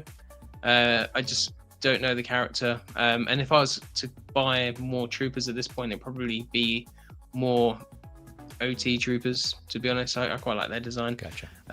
More than clones. The clones are good, but I'd probably rather get OT and then clones down the line. Yeah, no, he looks nice. Gotcha. He does look nice. Yeah. Yeah, I was just actually reading about it because I didn't know anything about him, so I did a little little research there quickly. So like his story is sounds quite interesting, and losing his memory and then regaining it with the help of droids, and basically working on the secret intel and things like that. So the story itself sounds quite interesting. Maybe I will get into the Clone Wars and I will watch it eventually. Just worth a watch, yeah. Just been finding hard to get into at the beginning, to be honest. So maybe I will. The later seasons are much better. Yeah, that's what I'm hearing. So I just need to power through the first ones. But overall, the figure itself looks pretty cool. I'm kind of in my Star Wars phase at the moment. I've been taking loads of Star Wars pictures, and I really want to get a Stormtrooper, and this looks as well like it would be amazing with posing with the troopers and with the other Star Wars figures. So yeah, I feel like I'm at the point where I would love a lot of Star Wars figures, just because I feel like you can pose them together so well, and they look pretty cool, and like these colors are quite different, so it's a bit standoffish, but I also like the little like camouflage and everything, and that blue light in the visor looks pretty cool and just pops. He's unique looking as well, isn't it? Yeah. You were saying with the cross hatchings and stuff to mark off his kills. Yeah, so like, you know, I don't know much about him, but the figure itself looks pretty cool. And, you know, if you, let's say, only collecting Star Wars, that's probably like worth picking up, because again, like the pop of color definitely will stand out in the collection. Yeah, for sure. Yeah, like I said, I'm really tempted about it for all the points that you guys made. Just uniqueness, and it doesn't look like the other clones of this suit type. And here, I'll bring that up in a second. But yeah, and again, just like the connection I was saying with the Air Force, the United States Air Force design and the camouflage pattern here, that looks really cool. Yeah, I mean, it would be like a the only figure I can think of, or character, that had like a mixture of I don't know if it's intended, but you know, to have that whole military look combined with Star Wars. You know, I don't know when I'll be able to see something like that again. So yeah, this could be a pickup for me because of that. But everything else about it is unique and looks cool. As Beam's asking, was Gregor one from Rebels 2? Yeah, I'm not sure. Like I said, I don't. Yeah, I think so. It's mentioned that he was in Rebels 2. Yeah. I went a bit like onto the dive here. Oh, okay. Yeah, let me know if you find anything else. It was a mention of the Rebels somewhere. Yeah, because Sideshow only per their post, they labeled this Clone Wars, Star Wars Clone Wars. So, but like I said, I don't. But then again, I don't watch every single Clone Wars episode. To your point, Vita, I think some of them were kind of slow, and so I know there's some people who are completionists and like they have to see it all the way through, even like, you know, the kind of slow / uninteresting parts, and power through it.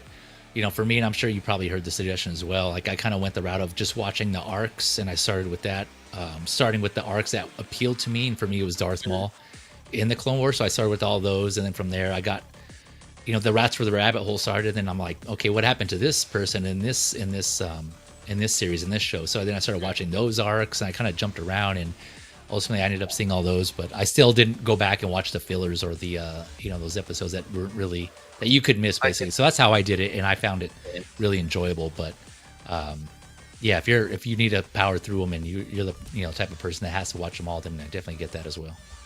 I did the same thing. I started off with Maul because he was my favorite character, so I did his stuff, and then you just and then you kind of flesh it out, and also Rebels is worth a watch.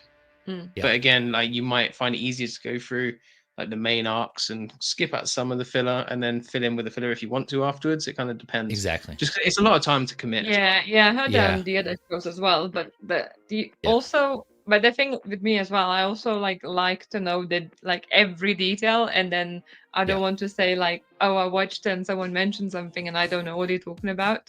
I'm like a bit of like perfectionist basically. So if I say that I watched it, I want to know it all. I see. So I maybe there's something I can put in the background when I'm working from home or something as well. But then if it's interesting, then I stop working, which causes a problem. Yeah, I can't do that. Yeah, I can't have something in the background because I'll always. Yeah, that's him as well. Like I sometimes, so we both work in the same room. My desk is just over there, and sometimes I would just turn around to ask him something, and he's just like deep down in his phone, like watching. I'm like, James, stay. Yeah. Happens. I can't have something in the background. I'll end up just watching whatever. Even if I've seen him multiple times, I'll still just stop what I'm doing to watch that movie. It's like, I can't do that. Yeah, I'm either gonna watch it or I'm not gonna remember anything what was going on. Yeah. Because I'm gonna be just doing one or the other. I see it twice. Yeah. So. Yeah, exactly. And ending up being a bit of a waste of time as well. Yeah, I feel the same way. Yeah. Yeah, but maybe I'll go around to it. We will see. Yeah. We will see. Well, good luck on that. In between of watching anything, so I might just start. I might just start watching that before we find our another big pick. Yeah. Yeah. Good luck on that venture. It is, like James was saying, though, it is an awesome show. At least like the arcs I saw, it was well. The Clone Wars and Rebels. I think Rebels I saw all the way through from the beginning. That was it was done well. Both. Mitchell Lawrence is saying, I'm sick of seeing these types of clones when we don't have Hoth characters. Yeah, up to what we were mentioning earlier about wanting the those Hoth versions, those Star Wars characters. Yeah, and you're not the only one to feel like that. Kind of the same way some people don't like seeing more like another Iron Man, and there's other Marvel characters they could be doing. Or another Spider-Man or something. But yeah, I'm sure there's others who feel the same way. Like, okay, we get these variants. Let's start seeing some other Star Wars characters that need 2.0s that we haven't seen in a while. Let's see. Clint Martin saying he was old in Rebels with Rex and Wolf. Oh, okay, gotcha. Yeah. So he wasn't there. Yeah, I don't remember that. Nice. Yeah, I don't either. Yeah, that's what I read. Yeah.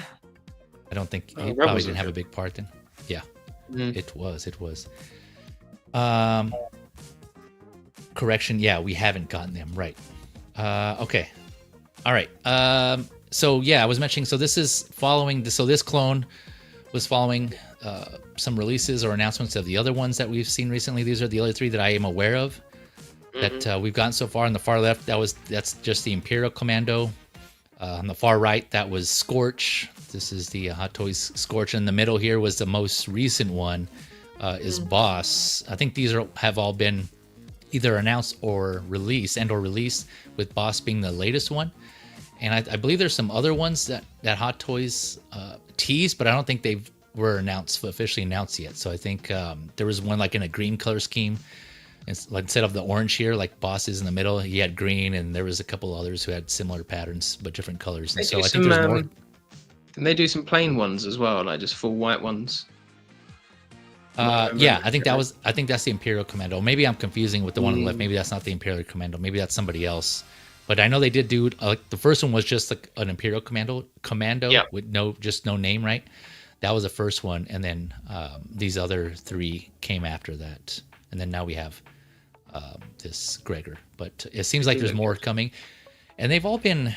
This is interesting because they've all been exclusive. They were all, limited, I should say. None of them have been a general release yet, going off of memory. I could be wrong, but I think they've all been limited releases. I don't know why. You would think Hot Toys would make one that would be, for people who want an army build, right? Kind of flank some of these. To complete that team. Yeah, right? Yeah. So I wonder why they're still continuing with the limited run on these named characters. So it's interesting. I'm not sure. But yeah, it seems like there's more on the way following Gregor. So again, Gregor's going to be limited to 2,500. Has yet to go up for pre-order. So again, good luck to those of you who are looking to get this one as well. This is still a maybe for me, again, for the reasons that I mentioned earlier. But it definitely has a unique look compared to, again, these right here that we're looking at, which is mostly just white with some light color splashes or accent colors here. So yeah, this would definitely be a good one to pick up here, this Gregor. But all right, let me look at the chat here. Clint Marr saying that all white is a general release. Oh, okay, gotcha. Oh, so they did release one. Okay, thanks for confirming there, Clinton. Okay, so it seems like there's at least that one that's a general release. And these named ones, Scorch, Boss, and Gregor, seems like these are all going to be the limited ones. Okay. Any other thoughts on Clone Commando Gregor? Good to watch Clone Wars. No? Yeah. All right. Yeah, here we go. Okay, going back to DC announcements, we have the Knightfall Batman from Arkham Origins. And let's see here. This is so Arkham Origins is a video game for those that aren't aware. So this is a part of the VGM line. $280 USD. This is up for pre-order. Set to come out Q3 to Q4 of next year, 2026. So standing a little bit taller than your typical 6-scale figure. This is like just under 13 inches or 33 centimeters.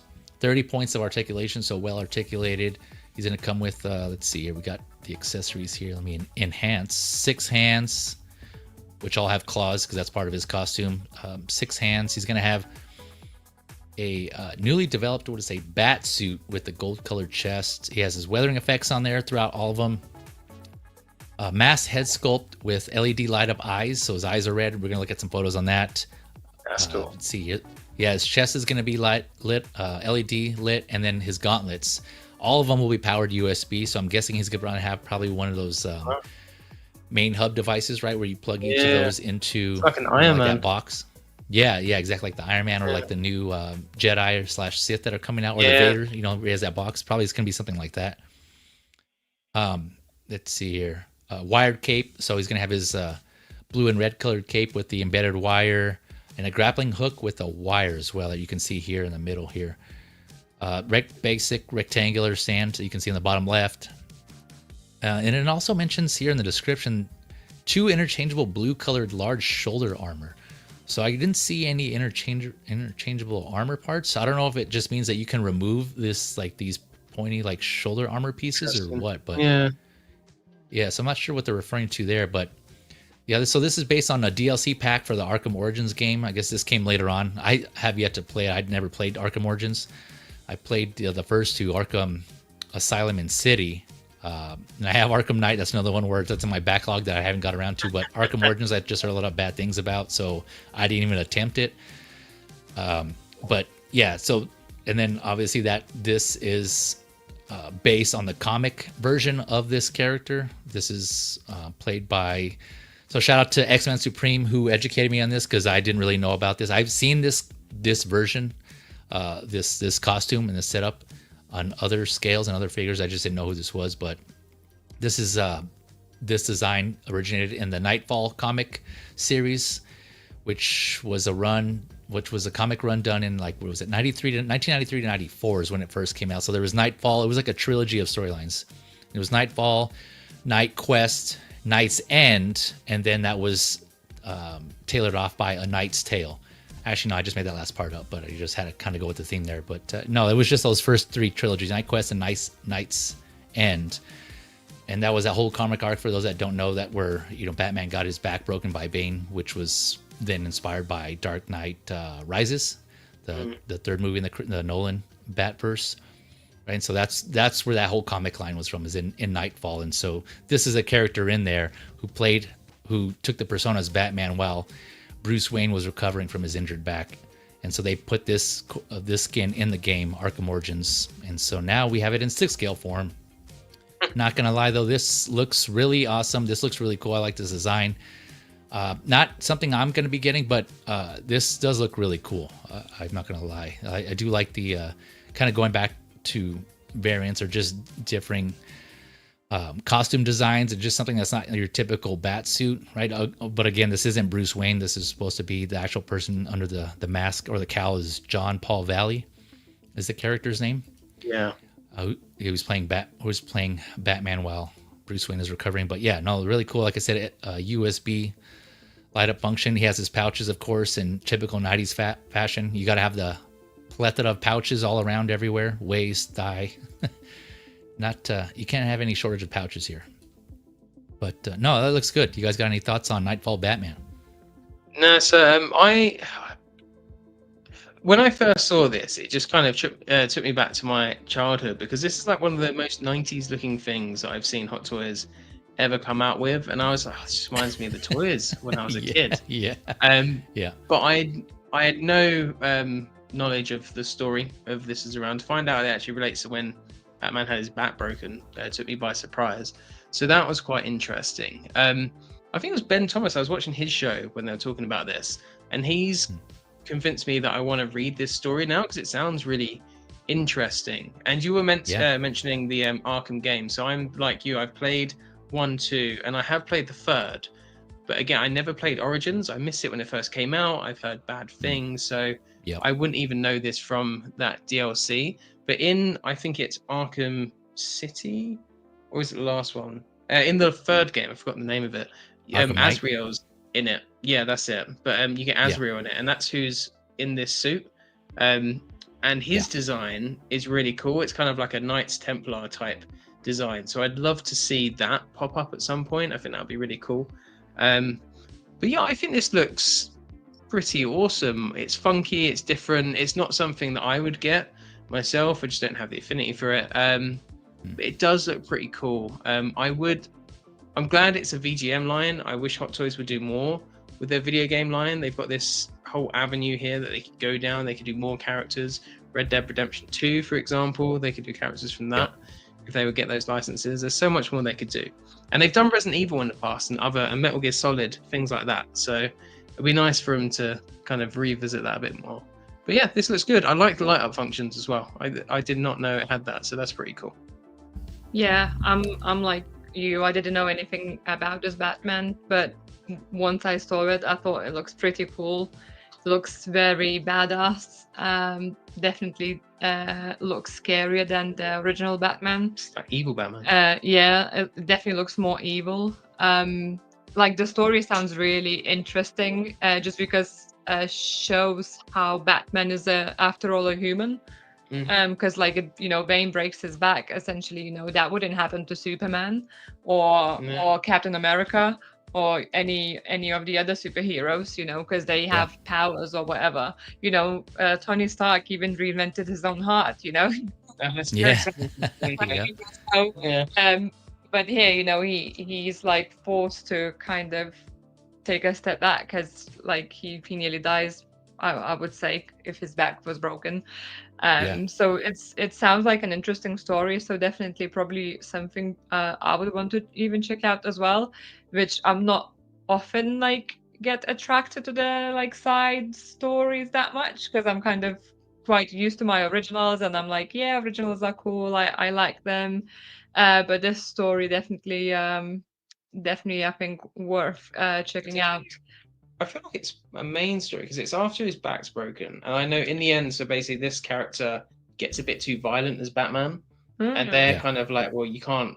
Batman doesn't kill people and do the stuff you're doing, so you can't do it. So Batman has to end up taking the mantle back from him or something like that. So it's kind of like how he comes back as Batman as well. Again, I was doing a bit of reading now while you were chatting, so it kind of says like at the end he kind of wins with kind of compassion or something like that, rather than the strength.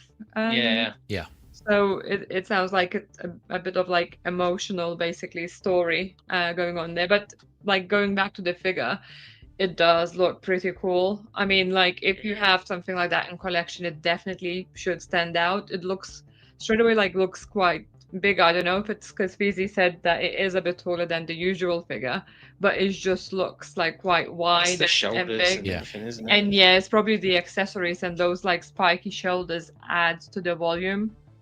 And yeah, I'm not as fussed with all the light up features, if I'm honest, because 9 times out of 10 I don't like use them when I take pictures and such, and I only see them when James like lifts up his cabinets. But it's cool that there's options, because they're people who basically look out for those options, and that's what depends on if they buy the figure or they don't. So it's obviously a cool option, and it's definitely looking like cool looking figure. But yeah, maybe in the future, once you can have more of them, maybe we would pick it up, because it does look cool. But at the moment, it's obviously not the one for collection, but for the people who will get it, I think it's a solid choice, because it looks pretty cool.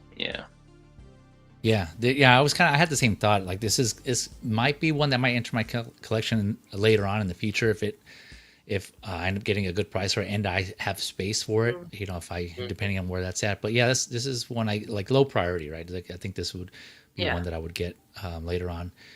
The design kind of reminds me of Prowler, Miles G. Morales, right? Or just, I guess, the normal Prowler from Spider-Man Across the Spider-Verse, because like the gauntlets and like the whole light up thing, the way his claws, right? That's kind of vibe I got. Like this is like the Batman version of Prowler.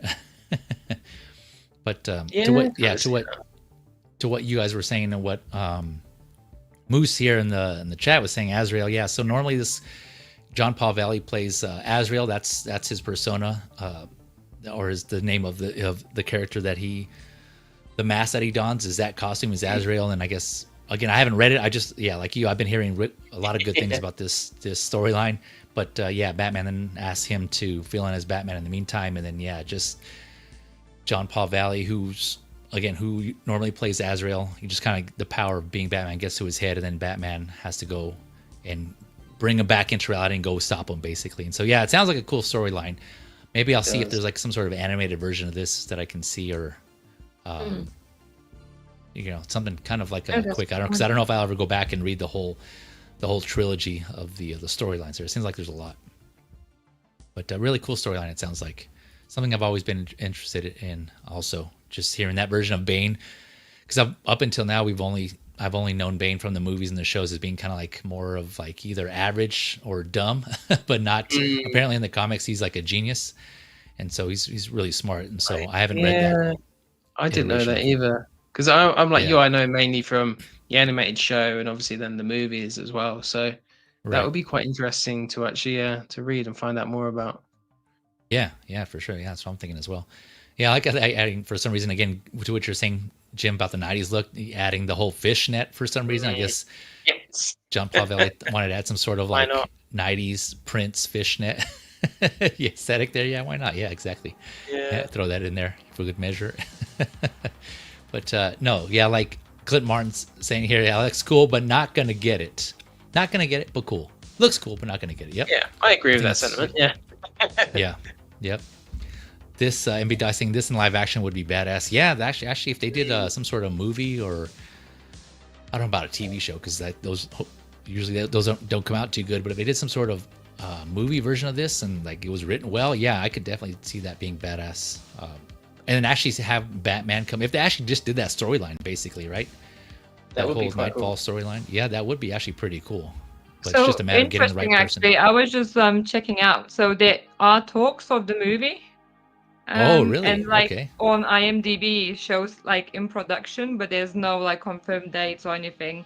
There's just like What? no, the action, and as I understand, but like it's very vague information. So I was like trying to quickly to read through it, but it's very vague information.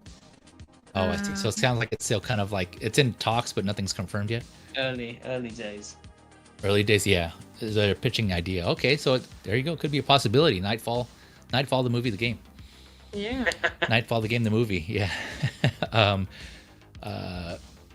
Frico Kaliko is saying this ain't for me, but it's a damn good-looking, cool figure. Happy for people into this line and character. Yeah. No, that's a consensus. Yeah, this does look cool. This does look badass, but it sounds like a lot of people are gonna pass on it.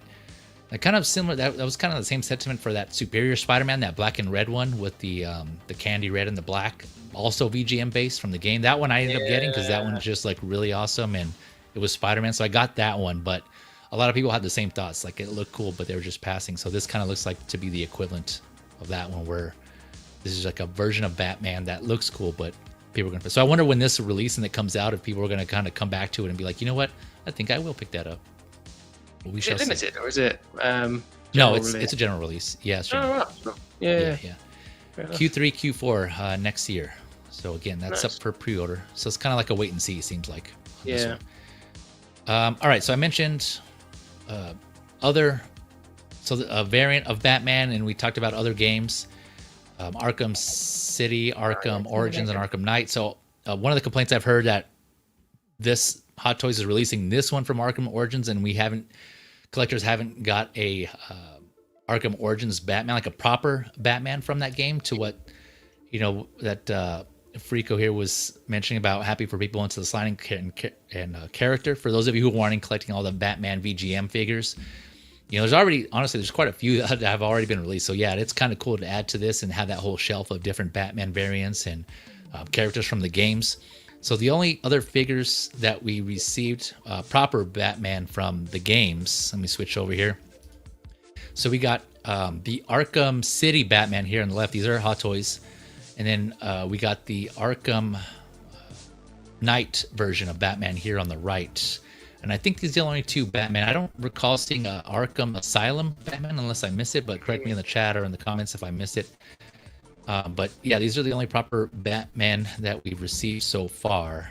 I forgot to put the years. Yeah, these were released a while ago. But yeah, for those of you that are wanting a Batman version, no, we don't have the Arkham Origins. So maybe Hot Toys will come out with that later on. Maybe like in the future, that's still an up and coming figure to come out. Because I mean, they released this Knightfall Batman now. Why of all time now, right? So kind of late in the game, but better late than never. Some people would say. So maybe they will come out with Arkham Origins Batman. But these are the two so far that they've released. So if you're interested in any of those, these are options. They are old figures again, though. And then there's other variants of these Batman. I know there's that XE suit that came out, and I think that was from Origins also. I'm blanking now if that was Origins or Arkham Knight. Whatever had that Mr. Freeze aspect. That big, like, Hulkbuster type Iron Man suit. I don't know, do you guys recall that? The XE suit version? You know what I'm talking about? Yeah. From the games, or? Yeah, from the games.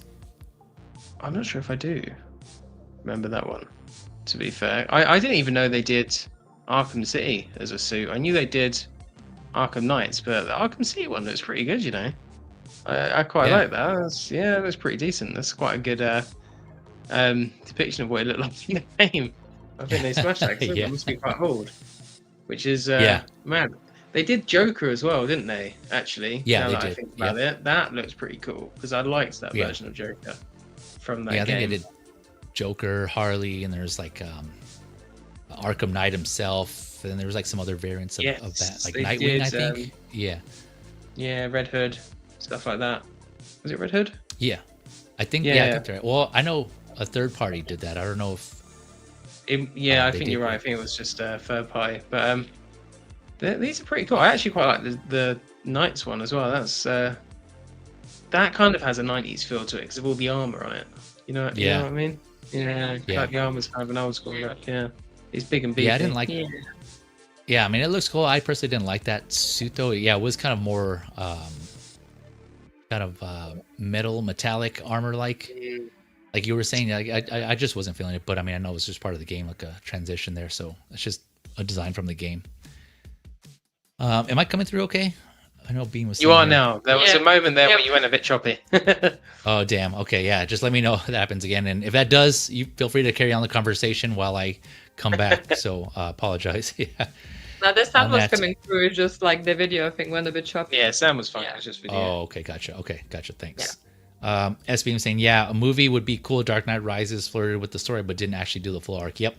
Yeah, I know they took some slight inspirations on that from that storyline. MB Dice saying DC makes great animated comic adaptations. They should do Knightfall. Yeah, that's what I've been hearing. Yeah, they like a lot of their animated stuff. They've been killing it. I still have to watch Creature Commandos. Speaking of, I heard a lot of good things about that. Yeah, I haven't seen that either. That's a good point. That's how I've caught up with a lot of the comic stories, is by watching the movies, because it's a bit more accessible. It's condensed, you know, so you can kind of get through it as well. Like the Killing Joke. Like the Killing Joke was fantastic. What they did with that, I really enjoyed that one. Yeah, the animated version. Yeah, I need to watch that one as well. Yeah, there's a lot of. I need to go back and watch that one being one of them. But yeah, I heard a lot of good things about their animation here. We got Ash Chase in the house. What is up, Ash Chase? So what up, plastic crackheads? Thank you for coming through. I love it. Yeah. The crackheads. Blurred Dad also in the house. Thank you for coming through. Blurred Dad Live. Hey, Feezy. They did Batgirl. Oh yeah, that's right. Duh. How can I forget? I have Batgirl. I have the purple and gold one, the variant they did recently. That one I got because I love the color design, the color scheme on that one. Yeah, it was really cool. Yeah. Ash Chase, yeah. Hashtag where's Wolverine? Release the Wolverine. Hashtag big yell. Yep. People are still waiting on Deadpool and Wolverine. Waiting another month for funds to recover, you know? Yeah. Yeah. Don't mind. I'll take your time. Yeah. Let's see here. SB was saying those suits could not pose whatsoever. 2.0s would be fantastic. Okay, I think he's referring to these here. These maybe like the rubber. Makes sense. They didn't really allow for a lot of range on there. Yeah, I can kind of see that now looking at these photos. Yeah, I haven't seen any reviews or I haven't heard anything about them. I just did a quick search to see if Hot Toys had done these any Batman from the games, and it looks like they have so far. So yeah, that pose on the left's a bit awkward, to be fair, isn't it? Yeah, I know. It's stiff. Yeah. Yeah, I can't move. Yeah, Clint Martin saying XE suit is still up on Sideshow. That's another one that looks badass, but it was just huge, bulking armor. That one was huge. It does look clean. That one looks awesome. Okay, all right. Going on from sticking with DC. Here we go. But going from Batman. So wherever you have a Batman, you gotta have the son of Krypton, the Kryptonian kid. Oh man, the talk of the town here. We're at that point. I think. No shortage of videos on this one, so we're gonna jump right into it. I'm gonna get to it myself. We're gonna do some discussions, comparisons. First up, we have the Hot Toys Superman and Crypto set. So this is obviously Superman from the upcoming Superman, James Gunn Superman, set to release here. Actually, this week, later this week here in the States, July, I think 12th is opening day. Is it 12th? 11th, sorry. 11th, yeah. I think, yeah. Yep, 11th. Okay, so this is up for pre-order.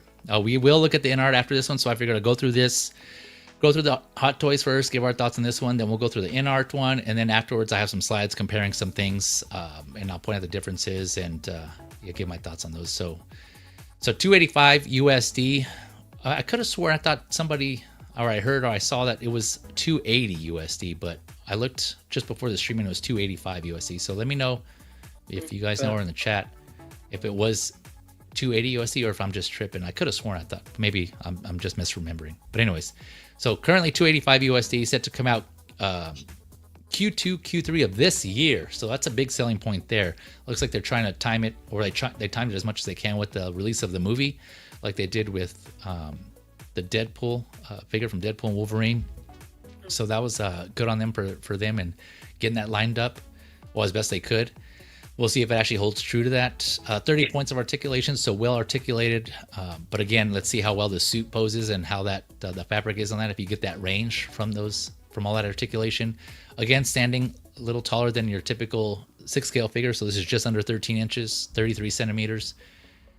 And Crypto is at, let's see, they have him at a height of 6.5 centimeters, which is about 2.5 inches tall. I think that's the height. Yeah, that should be the height. So this Superman will come with the head sculpt with rolling eyes, so this one was interesting. So I was going through, reading the description here on Sideshow. So head sculpt with rolling eyes, newly developed hands with veins and fingernail lunula details. And at first I was like, what the hell? Yeah, that's what I said, lunula. I was like, that's a new word, English word that I've never heard. Today I learned. So I looked it up. And it turns out lanula is basically the white parts of your fingernails right here. That arc, that's called a lanula. Let me see here. Like this part, right? That white part there, you can see the top of the nail. So that, so they, I guess Hot Toys was pretty proud of themselves for doing that. And I haven't seen that in the description before. So I guess this is like a first for them going that fine of a detail, but they're toting their hands. And so I'm guessing they must be really well done. So yeah, that's a thing now. So they have that in their hands.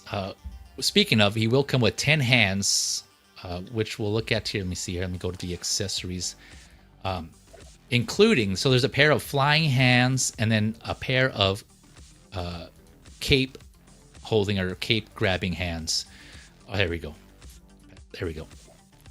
Okay, so you'll see here. So yeah, a lot of hands, a plethora of hands, which is awesome. You know, I love it when it figure. Yeah, you can kind of see here the vein work, and the hand. Not gonna lie, the hands do look good though. The vein work and the paint, just yeah. And you can kind of see here. I'll see if I can zoom in on some other photos where they show his hands up close, and if we can see the lanula. Because I got too much heat from that John Wick. The hands on that apparently were awful. Oh, yeah, that's right. I forgot about that. Yeah. The hands on the Anakin as well are awful.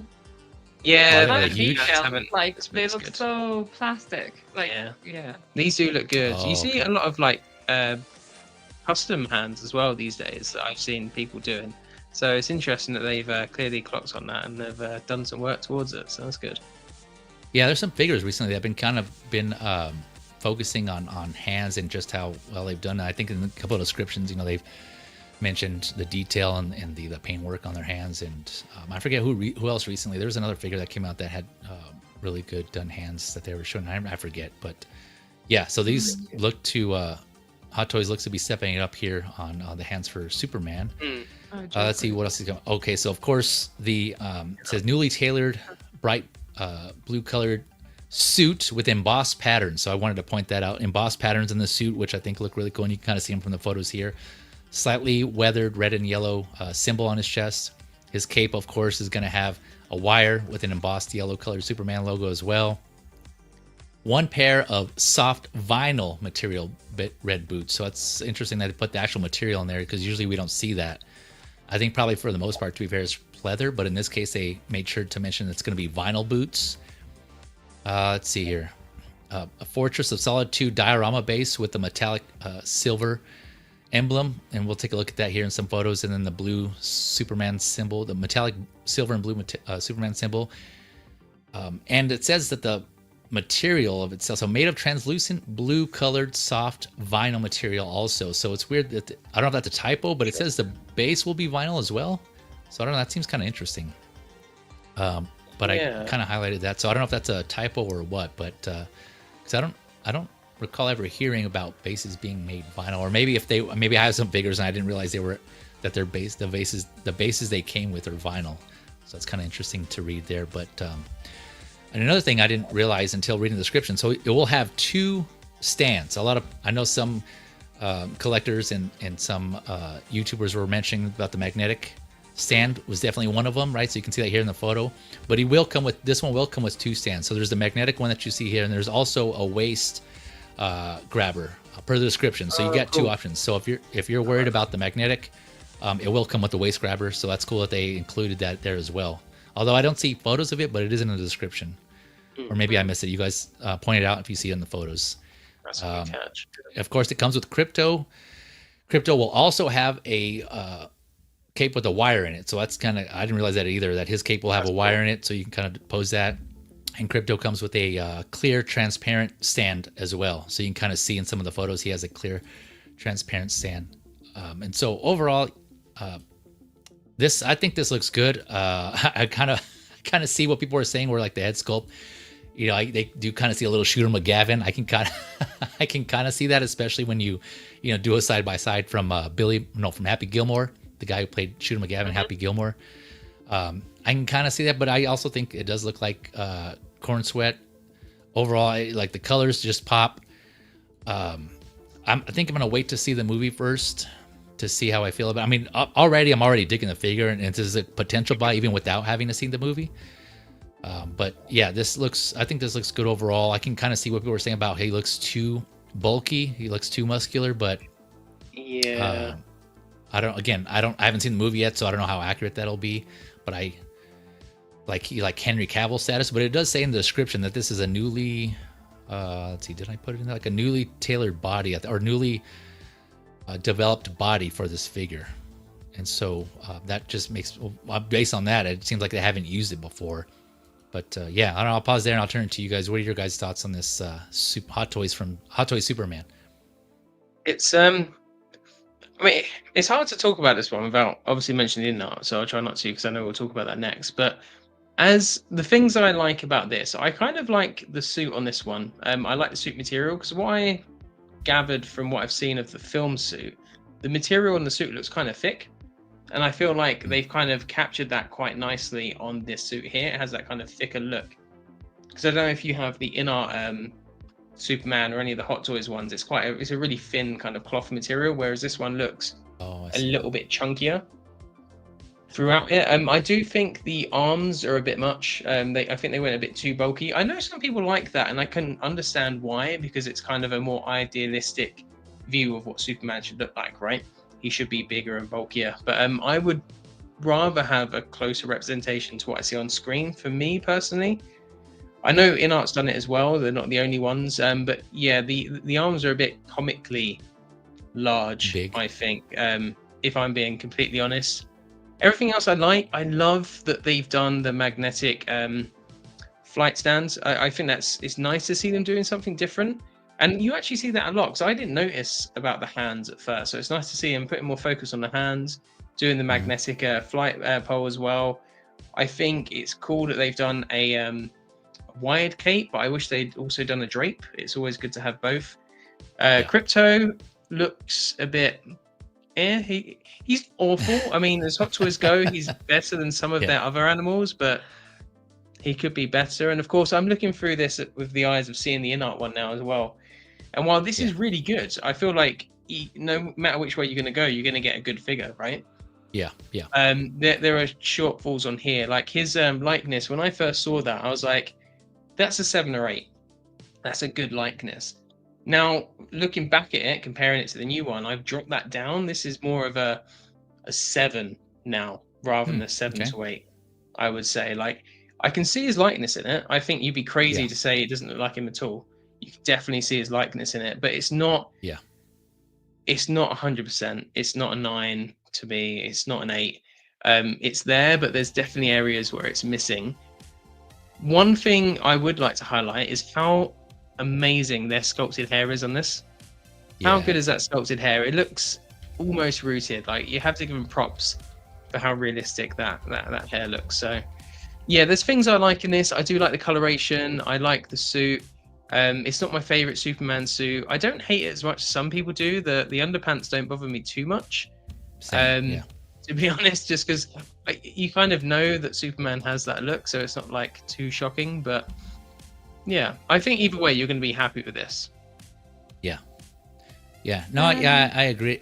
Sorry, go ahead, Vita. I'll let you go. That's fine. I was just about to say, like, without like repeating myself, so just a few points from myself. I think he looks a bit more like an evil twin brother for me. I think you said that, yeah. Yeah.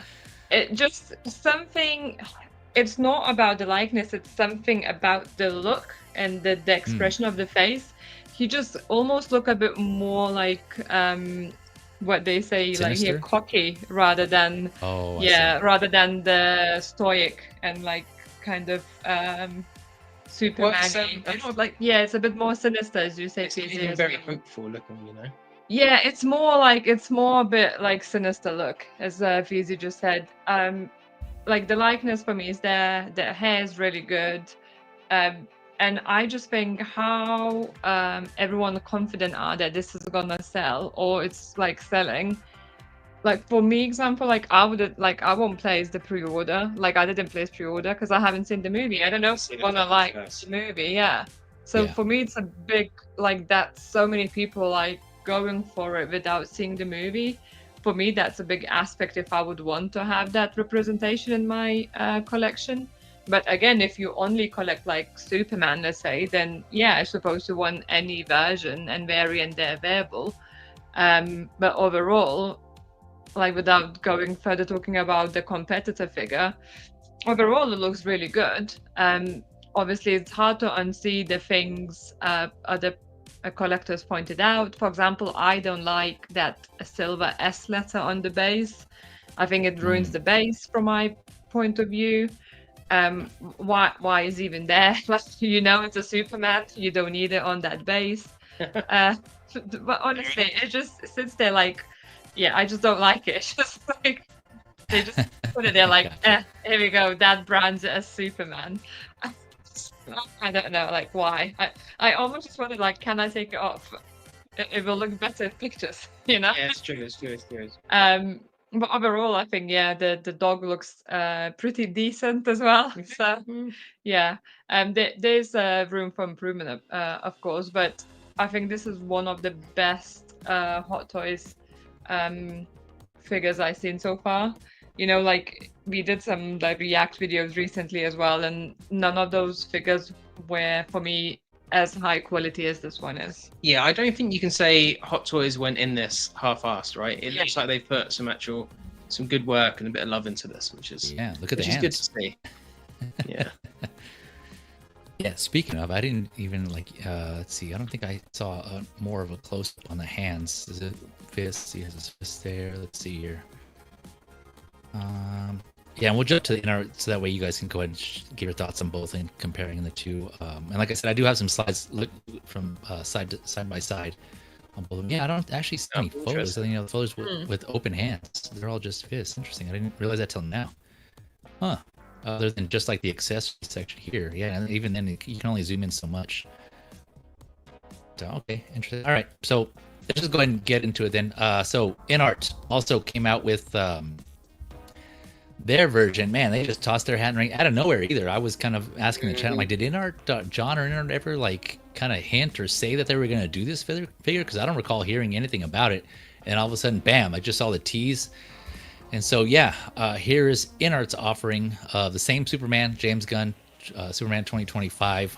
And let's see here. So this one, let's see here. Where am I at? So just per Inart's website, the pricing on this is $308 USD. Although, again, that's just for reference. You'll have to from what it seems like they don't have a global license on this per their website. It looks like it's only available in China, Australia, and New Zealand. Yeah. So us here in the States have to go through other means like your typical retailers or your connections for Inart figures. And anyways, the Inart figure, this figure on the Inart site is already sold out, so there goes that anyways. But yeah, so 308 USD, set to come out Q2 of 2026, including the base. So I couldn't find an exact height of this, just a figure, but Inart usually when they give their heights, it's usually with the base included. So with the base included, he's standing at 14 inches, which is 35.6 centimeters, more or less, about there. So that's what you're looking at. Account for the base. I don't know how much you want to take out. Maybe you say the base is what, like 2 inches, a couple of centimeters, then that kind of puts you back around 6 scale height. So I don't know. Kind of, I'll leave it up to you to kind of decide how you want to take that, because like I said, I don't think I've seen a measurement for just this height of the figure. But yeah, so this is Inart's offering. Let's see here, 2 head sculpts with this one. One open eyes with rolling eyes, so it's going to have levers, no non-magnetic eyes. It's just going to have the typical levers or levers, however you want to pronounce it, to move the eyes. And then one closed eyes sculpt. He's going to have 2 capes, one drape cape, or per their description, one high quality fabric drape cape. Let me fast forward here to the accessories. So I should start with that, and I'll come back through. Okay, here we go. Drape cape here, then typical cape with the bendable wire, 7 hands. So compared to the Hot Toys 10, this one's going to have 7, a pair of fists, pair of relaxed hands, a pair of splayed out hands, and then 1 cape holding hand. For this one, pliable standing boots. So basically it sounds like it's going to be a covering, a boot, but with like a flexible ankle from what it sounds like. And then you're going to have a pair of interchangeable flight boots that seem like they're just going to be static, or like there's not going to have any articulation. You can kind of see them here, right? So if you want to get them in that flight pose, which to me doesn't make sense. We'll come back to that, just because I figured you can articulate the articulated boots to do that, but I don't know, maybe there's a reason behind that. So there's that.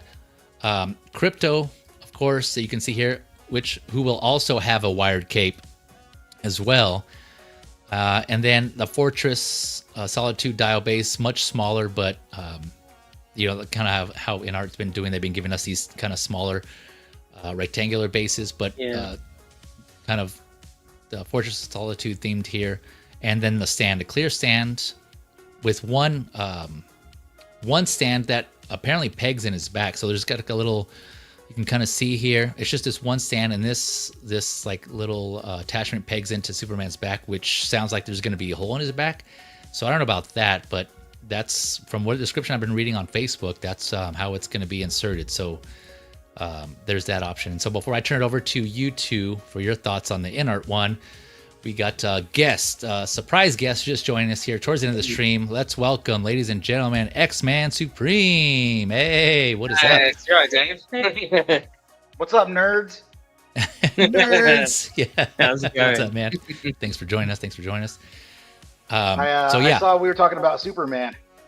You had to jump in yet. We'll definitely get your thoughts, man. Let me toss it over to James or Jim and Vita and get their thoughts on Inart, and you can go ahead and reference the Hot Toys one.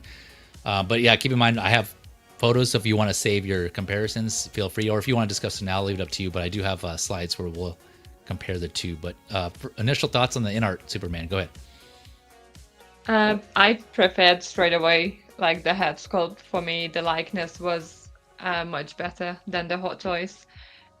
Just I don't know, again, it could be the lighting and things like that, but like just the color of the skin color looked more natural than the Hot Toys. But again, that could be all the lights and things like that, so it's hard to really comment. Maybe Inart just presented days better, but initially I prefer the look, I prefer the hair, I prefer the suit. Again, they as well as Hot Toys, they went too bulky on the arms, as you said as well. They did it, yeah. I even like Googled quickly again just to check the actual actor and how it looks of the promotion pictures and all. yeah, they make those biceps way too bulky on both of figures. They just look a bit unrealistic. But yeah, look at that sculpt. This is like, for me, if I would put the pre-order, it would be the Inart straight away, no questions asked. For me, it's just like the quality looks higher essentially, and if I'm going and getting a figure representing this Superman, I would want the highest quality I can get.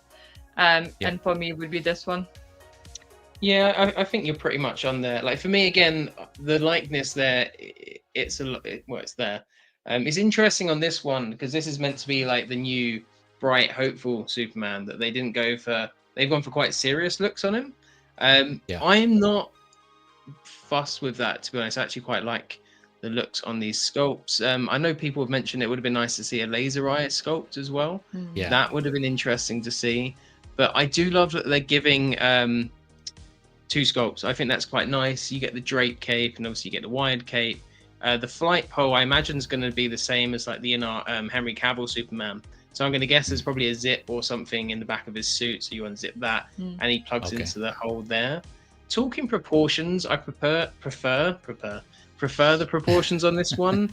Even the arms, they're bulkier than he is in the show, but like the proportions, the way they've sculpted the shape of the biceps and the triceps looks more natural and realistic. It looks less kind of like a oval type thing like the Hot Toys has. So I do prefer the proportions on here. The hair as well, the sculpted hair on the Hot Toys looks better. I think the detail, they're still better at sculpted hair than Inart are. I mean, Inart can have the win for rooted hair, but I think sculpted hair, Hot Toys still win. But I like that they've captured that kind of hairstyle on this one with his little curl and stuff like that. So I like they've done that, whereas obviously Hot Toys is more of a windswept. I love this photo as well. That's a really good photo that I think that really kind of captures him quite well. I'm a fan of the base here. It's a bit more dialed back, but it looks a little bit classier. I quite like that. And because I have the Henry Cavill one, I feel like it would fit in quite nicely with that. Like we were talking with the Iron Man, you know, that uniformity across. So for me, I do like it. I think the ice parts of it look more realistic than on the Hot Toys for me. So I quite like that. The snow looks pretty good. I like that Crypto, I hear he comes with his own little base as well. So that's pretty good. Yeah, apparently. I don't think he does on the Inart. I think I thought that too, but it looks like they're just using the same base. Is it the same base? Because it looks smaller, right? It does. Yeah, you're right. But then I looked at, here's another photo here where he's standing, because it only says in the description in the photo that it only comes with the one base. Yeah, no, it's the same base. It's just so tiny that it looks. Yeah. Oh like yeah, that's size. pretty small base. Yeah, it's it's tiny. Oh, It's just tiny base. It's a shame. It's good. It's good to know, though.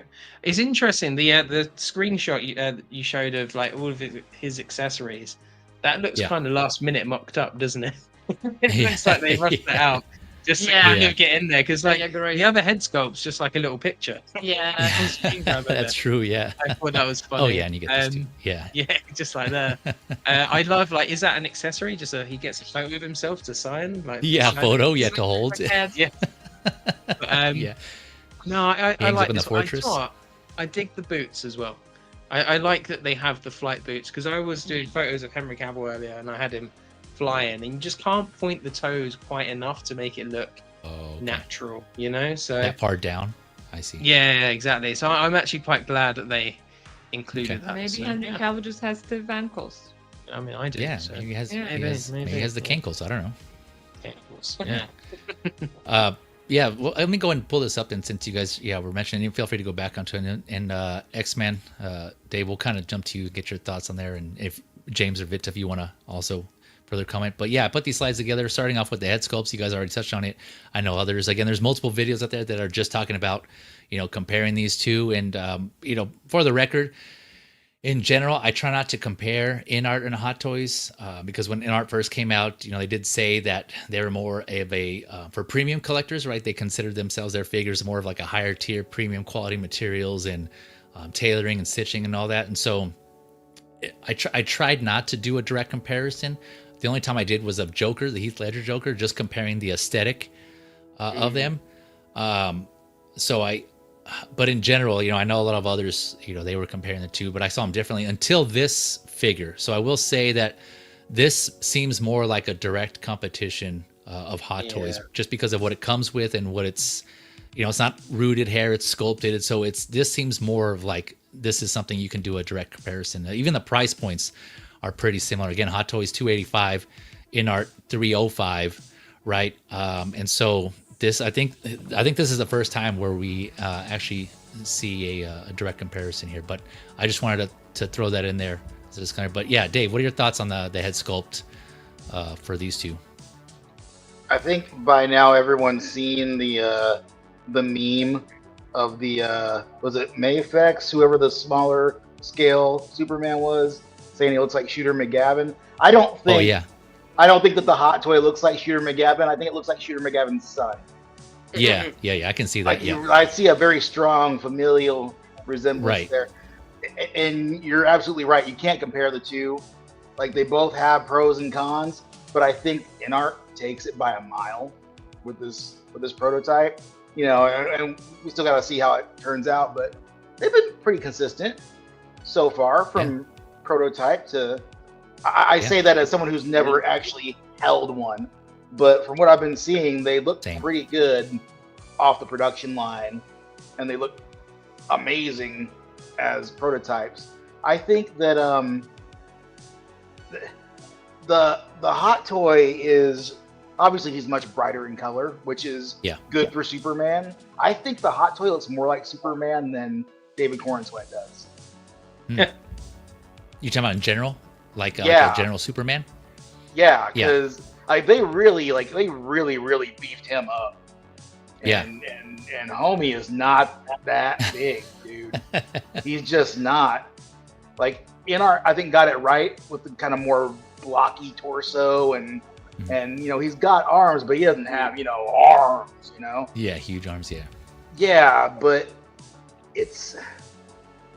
Inart's just better on everything with this figure so far. Like, the colors are more muted, but they look better.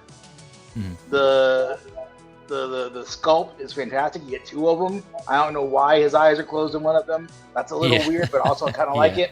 I don't know what that says about me, but he's the one point of contention, I think, between the two of them is the display stand. Like, I think Hot Toys wins there for concept. But the execution points go to Inart. If only Inart had the larger, if we had like the Hot Toy style base with like the Inart style of, actually making it, because it would look so much better if Inart made the Hot Toys. Because theirs looks kind of plasticky, it looks kind of gummy a bit in the prototype. But the one from Inart looks amazing if it just, if it weren't so damn tiny. But yeah, man, as someone who doesn't really care for this suit, I keep looking at the Inart one and it makes me want to get it. It looks really friggin' good. And I don't even like the suit. I don't know, man. But no, that's fair, man. That's fair. But it looks great. Yeah, to what you were saying about the base, MB Dyson here saying Inart needs to be pressured to size up that base. Yeah. I mean, for those of you for sure getting that, and that's the only thing holding you back. Yeah, I would definitely, because it seems like they seem pretty. Base for dogs. Yeah, I'm surprised by that. Yeah. Just like we were talking about with Han Solo and that small. That's circle. what I was basically thinking. Barely fits on it. Yeah. Dude, if Harry Potter can get a whole friggin' wall in like a quarter of a room, and then turn it around, it's a whole other thing. Come on, man! This is Superman. Let's give him something. Maybe they weren't just prepared for it fully, but they needed it from out. No, this is their like lower tier of figure, right? Because they have like the metal things. Is this like the bottom tier? Because I can't remember what they're called. Argentum, whatever. Yeah. So, like, the AG, whatever. Yeah. And then this one's like something like that. Which is surprising for Superman that they went with the lower tier, right? I'd have thought they'd have maybe gone a bit higher for that. Like rooted, Maybe because they're dropping it before everybody's seen the movie, so they're not as confident. Maybe. And maybe honestly, that'll come later. I think it's fine. Because the only complaint that I think is, that a lot of people would have at least the complaint that I have is the base, and that's it. Yeah, like, that's fair. Like maybe they could do a little bit more with Crypto, but he does look a lot better than what Hot Toys is showing us. Yeah, Yeah. it's true. Yeah. His eyes have life in them. You know, Yeah. he looks Yeah. scary in the Hot Toys one. But for me, like side to side, Inart wins by the mile. As you, Dave, said, like even if you look into like his features, even the face features are like slightly different. I don't know if it's just like because the angle's slightly different, but even like the jaw, like the cheeks, like they feel a bit more wider. Yeah, where the Hot Toys is a bit like more hollow, kind of like smaller. I don't know even how to describe it. The same with the nose. Like the nose feels like, or just looks from the picture, but it's like slimmer. The left side Yeah, the top. up. Yeah. Mm. Yeah, it's just like cutting. Yeah. For me, hair looks better on Inart. I see what like everyone says about the colors. So, to be movie accurate, Hot Toys got the colors of the suit, but I prefer the muted colors. For me they look more like realistic, I would say. But at the same time, maybe after seeing the movie, I might change my mind and be like, oh, Hot Toys is definitely like the suit definitely looks better. But I think at the moment I'm more comparing it to like Henry Cavill, and the colors on Henry Cavill's one. He looks more similar to Henry Cavill on the right. Yeah. It's that deep. Yeah. This photo's really good because, like, the Hot Toys one looks so much more toyetic than the Inart one. Yeah. Like, and I think that's down to the proportions. But that Inart one, I mean, I could tell it's obviously not a real person, but that looks damn good. Yeah. You know, that does look good. That made me to look at the hands as well. So obviously, the hands with the veins and all looks a bit better His at this sleeves point are a lot as well. longer. And that's why I was coming to. Yeah. It looks like his suit is a bit like the sleeves are a bit too long on the Inart one. Actually, I don't know which one's more accurate on that. Yeah. It's interesting. I like the sleeves though. I like it. I like how they go over the hands a little bit. Yeah, it comes to the joints, right? Yeah, well, there's that, but also it just really kind of fucking looks cool. Yeah, I think I think it was pretty damn cool. I don't know, like that element that's one of the elements I think that we got from the new 52 Superman that was good. Was the longer sleeves, because it's a little weird, but also I like it. I like it. Yeah, he has. Yeah, that's true. Yeah, so for those of you listening, we're now comparing the suits. I kind of have more of a larger photo comparing the suits of Hot Toys and Inart of the Superman, so kind of a little more zoomed out. And so going back to the head sculpt real quick, I agree with Jim that the hair does look better on the Hot Toys, but I agree with you all that the head sculpt and the paint on the actual face of Corn Sweat Inart nails. So if they can in my opinion, put the hair on the Inart one, I think that'd be a good combo there. But the Hot Toys needs a little bit of work, in my opinion, on that one as well. And these are just early, right? These are just both prototypes. You know, sometimes that we've seen when the final comes out, by then either Inart have made improvements, and so that could still be the case here. These are still early prototype photos from there, so there could be changes if enough people speak up or if they hear enough feedback. They may make some changes. But going back to the suit, I do agree that for sure the Hot Toys has a brighter look, and I can see what you're saying about it being more toyetic. To me, it just seems like the Hot Toys suit is more form-fitting, like it's tighter, and then the Inart one is a little more loose. But again, that's without having seen the movie. I don't know how it actually fits. But Inart does have the muted colors, which I prefer the brighter colors myself, even if it's not accurate. I just don't know. I just love the pop and the color. Again, going back to the stealth suit Iron Man, I like figures that pop in my collection. So even though it may not be 100% movie accurate, which I'm fine with, that's just, for those of you that know me, I don't need something to be 100% accurate. As long as it meets my mind's eye, I'm good. I'm good with the figure in my collection. So I do like the colors on the Hot Toys one. So I'll give it to that Hot Toys for that. But other than that, I didn't even catch the sleeves thing until you guys pointed out. Inart does have the longer sleeves on that as well. And so, I'm not sure. And I know some people have kind of mentioned the texture here on the emblem. I don't know if that's accurate either. I I haven't seen the movie, so there's some texture here on the So Inarts. I just been looking actually at the pictures of it as well, because I remember that point. I think it was Brick I saw the Brick pointed it out. I think so. I just checked in. It looks like the textured on the pictures as well from the stills of the movie. So I'm a bit confused. Well, there's like different photos showing it with texture and without. Like my thought on that is, when you make a movie, right, you're gonna have suits designed for specific scenes. So he'll have a suit that will wear during the action scenes, which will be less detailed, and then he'll have the suit that he wears for like close-ups and just general standing scenes. And there's gonna be different level of details between them. So that's what I reckon it might come down to. We'll have to see the actual film to see which one ends up being more realistic. I prefer the textured look personally, anyway. So I'm hoping it's that one. But yeah, that's what I would thought it would be. Yeah, I would say it might be both, right? They might both be in there again, because we haven't. Yeah. I haven't seen the movie, so there could be a point where it does switch to texture, and there's like, I don't know, maybe something happens to his suit, and he needs to get another one made, and you know how they do that within movies? They come with a slight variation, and so I don't know. Maybe again, Inart's including a closed eyes head sculpt, so that I'm guessing that's for a particular scene in the movie that's going to happen. So I don't know. Maybe just scene specific for the Inart one. And the Hot Toys is more general. I don't know. You got any thoughts on that, X-Men?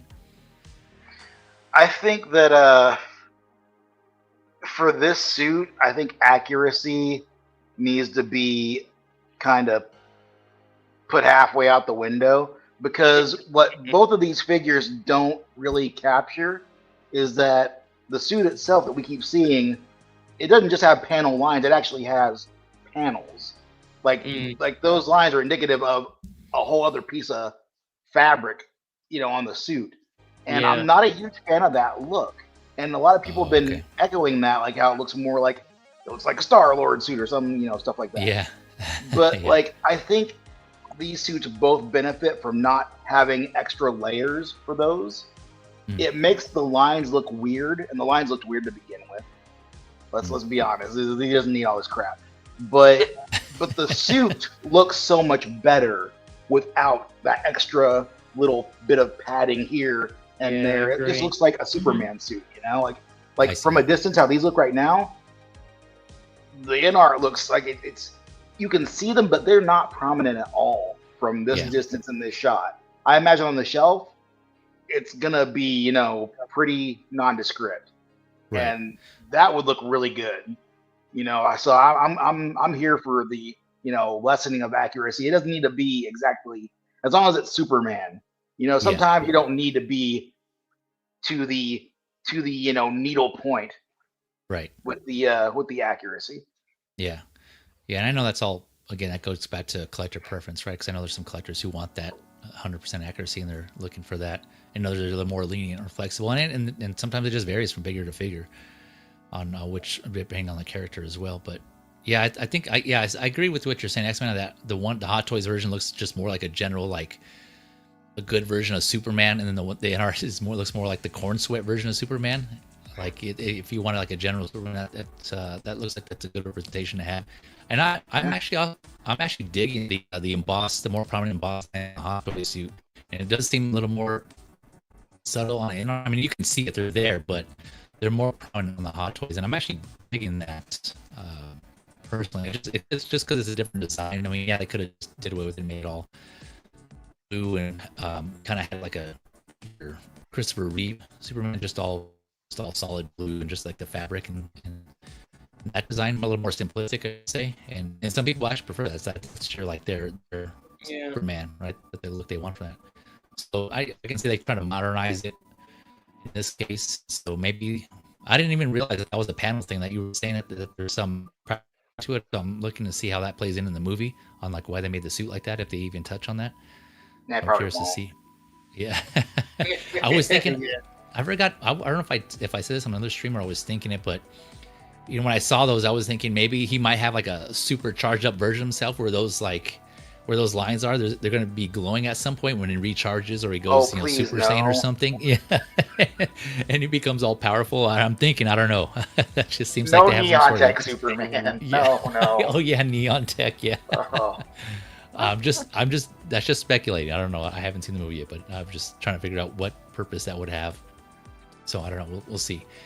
But real quick, going on to crypto. I know some of you mentioned crypto. I also have a comparison here of crypto. So Hot Toys on the left, Inart on the right. I do agree that the Inart crypto does look better. I mean, look at the sculpting detail on the hair on that. I mean, it's a hard dog to also make in toy form because he's just really furry and that type of dog. I don't know what type of dog that is, but to sculpt that hair on there, and I think Inart did do a better job in this case. That does look pretty good. And the Hot Toys just look, there's lots of definition there. It's kind of more like a bigger chunk of plastic.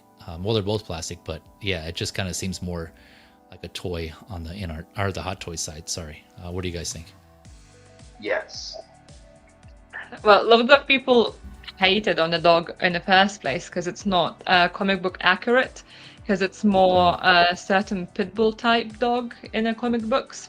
I don't remember how the actual breed is called, but it's the one with like oblong face, I think. Snout, yeah. So snout. That was. This is James Gunn's dog, isn't it? Well, that's what. Oh, that's right. We were saying. It is, yeah.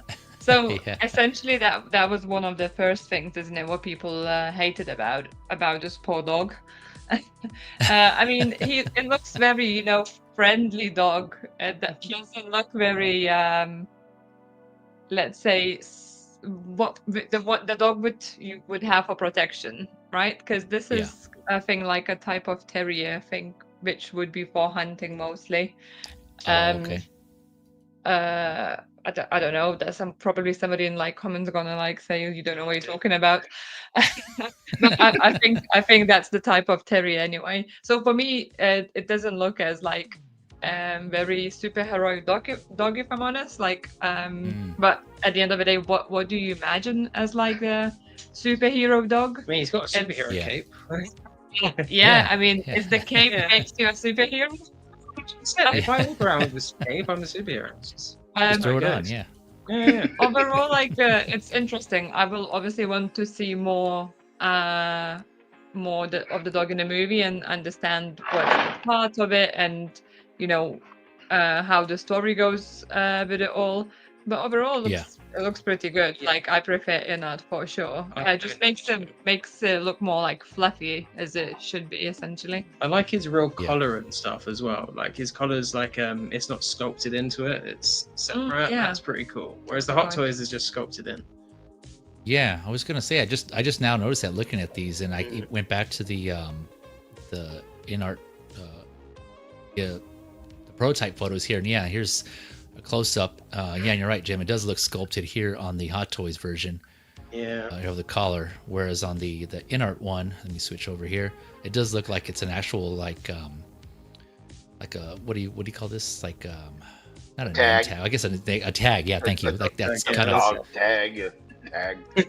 Linked to his color. Yeah. So I wonder if that's going to be die cast as well. But that does look better there on the Inart version of Crypto. But overall, again, wired cape. They both have wired capes. Each one, but they're going to be static. There's no articulation on the figure that I've read, so it's just going to be as it is. Again, the Hot Toys one has a stand for Crypto. The Inart one does not. Speaking of, let me go to the accessories here. So overall, I kind of went through and I looked both descriptions, and I wanted to kind of, again, if I were buying this, which I may in the future, I haven't decided yet which one I'll get, but looking at the two, just based on the accessories here. So let's see here. So the Hot Toys has more, like I said, 10 hands. Inart has 7. The additional hands that the Hot Toys has are the flying hands. So it says specifically for flying, where he's kind of like the kind of stretched out hands. And has a pair of cape holding hands, whereas the Inart only has just one hand. The Inart has both the Hot Toys has both a left and a right hand for that. Let me see here. Yeah, so there's more hands overall for the Hot Toys. Let's see here. The Hot Toys, like I said, has 2 stands for the base, right? So you have the magnetic stand that attaches to his back and the waist clamp. Again, per the description, the Inart has just the peg that goes into a hole in the back, right? So it's a completely different kind of stand setup. Hot Toys has 2 different ones, 2 different variations. Hot Toys does have a stand for crypto. The Inart one does not. And so other than that, other than the aesthetic appearances, those were, and of course the base for Hot Toys is bigger, right? You have kind of have more elaborate, bigger base on that one. The Inart one, however, has an additional head sculpt, the closed eyes head sculpt, a pair of flying boots that don't seem to be articulated. I think they're just specifically for the flying pose, just to have his feet arched down, and a drape cape.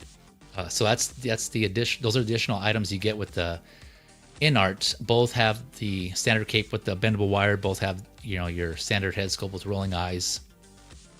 And then of course both have crypto with a wired cape, like I mentioned here. So again, Inart on the further site, the figure is $308 USD. Hot Toys is $285 USD. So Hot Toys is definitely a little bit cheaper, about like $20 or so. 15, well, about 20-ish dollars, give or take, right?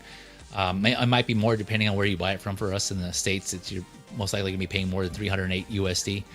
So factor that in. And then the Hot Toys is set to come out later this year, Inart next year, right? And so you definitely have options, just in general, like right away. I just love the fact that we have options to what you all were saying. Each has its pros and cons, right? Depending on how you want your Superman to look, how you want that representation to be.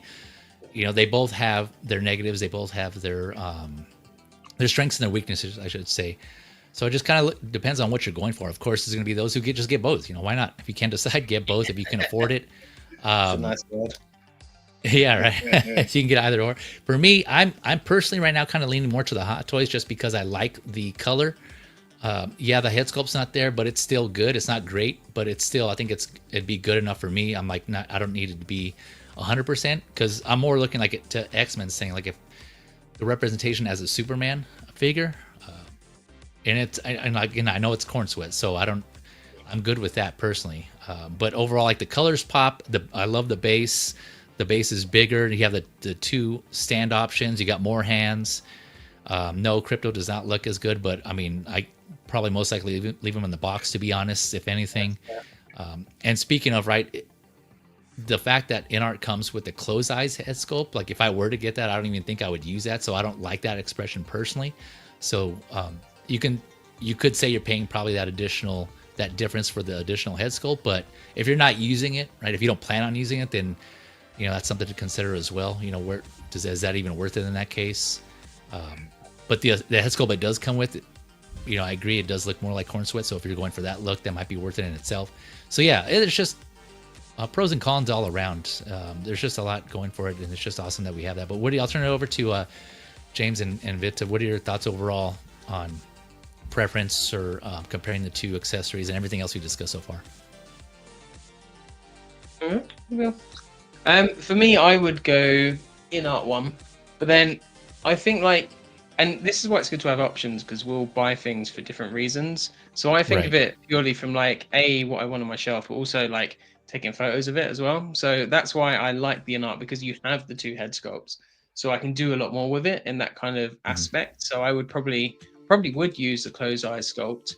I'm quite glad they kept that in there, and I probably would use the other one. So that kind of lends that to me. I like that the likeness is closer to Corn Sweat. I can't pronounce the name properly. Yeah. More, I mean, just because I can't get loads of stuff, I'd like to have the closest thing to what he's trying to be. And if I have a Superman representation, so I have the Henry Cavill one, which those films are what they are, but his Superman performance I really enjoyed. So if I was only going to have one portrayal, it would be him anyway, and that would kind of fit that Superman tick box for myself. So I would definitely go Inart. I do wish they did have more hands, if I'm honest. That's the only thing I'd want to see with the Inart one. Sometimes I think they forget how important hands actually are, which is what I like to see that Hot Toys is putting more emphasis on it now, because hands are quite important to a figure in kind of what poses you can do. The types of hands actually do limit your posing options quite a lot, because if you've just got a generic hand like that and he's doing something, it looks weird.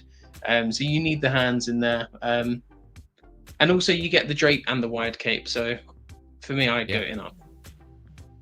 For me, it's a bit crazy. Like looking side by side, the accessories pictures in that one look so bad. I mean, like the marketing team wasn't ready for sure. No. Why the picture of the crypto is from the top? Yeah. That's a bit weird.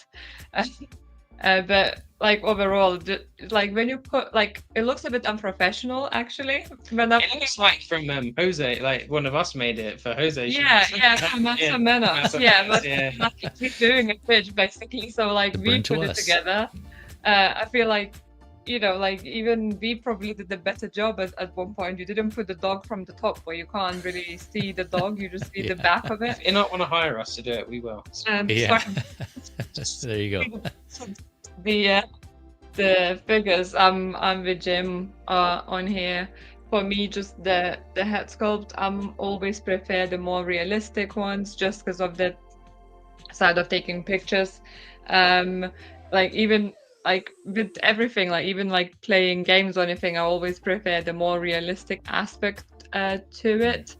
And again, I need to see the movie. As James said, for me at the moment, Superman is Henry Cavill, and this is not Superman for me until I've seen the movie, until I see the character, and to see if I like this version of the Superman.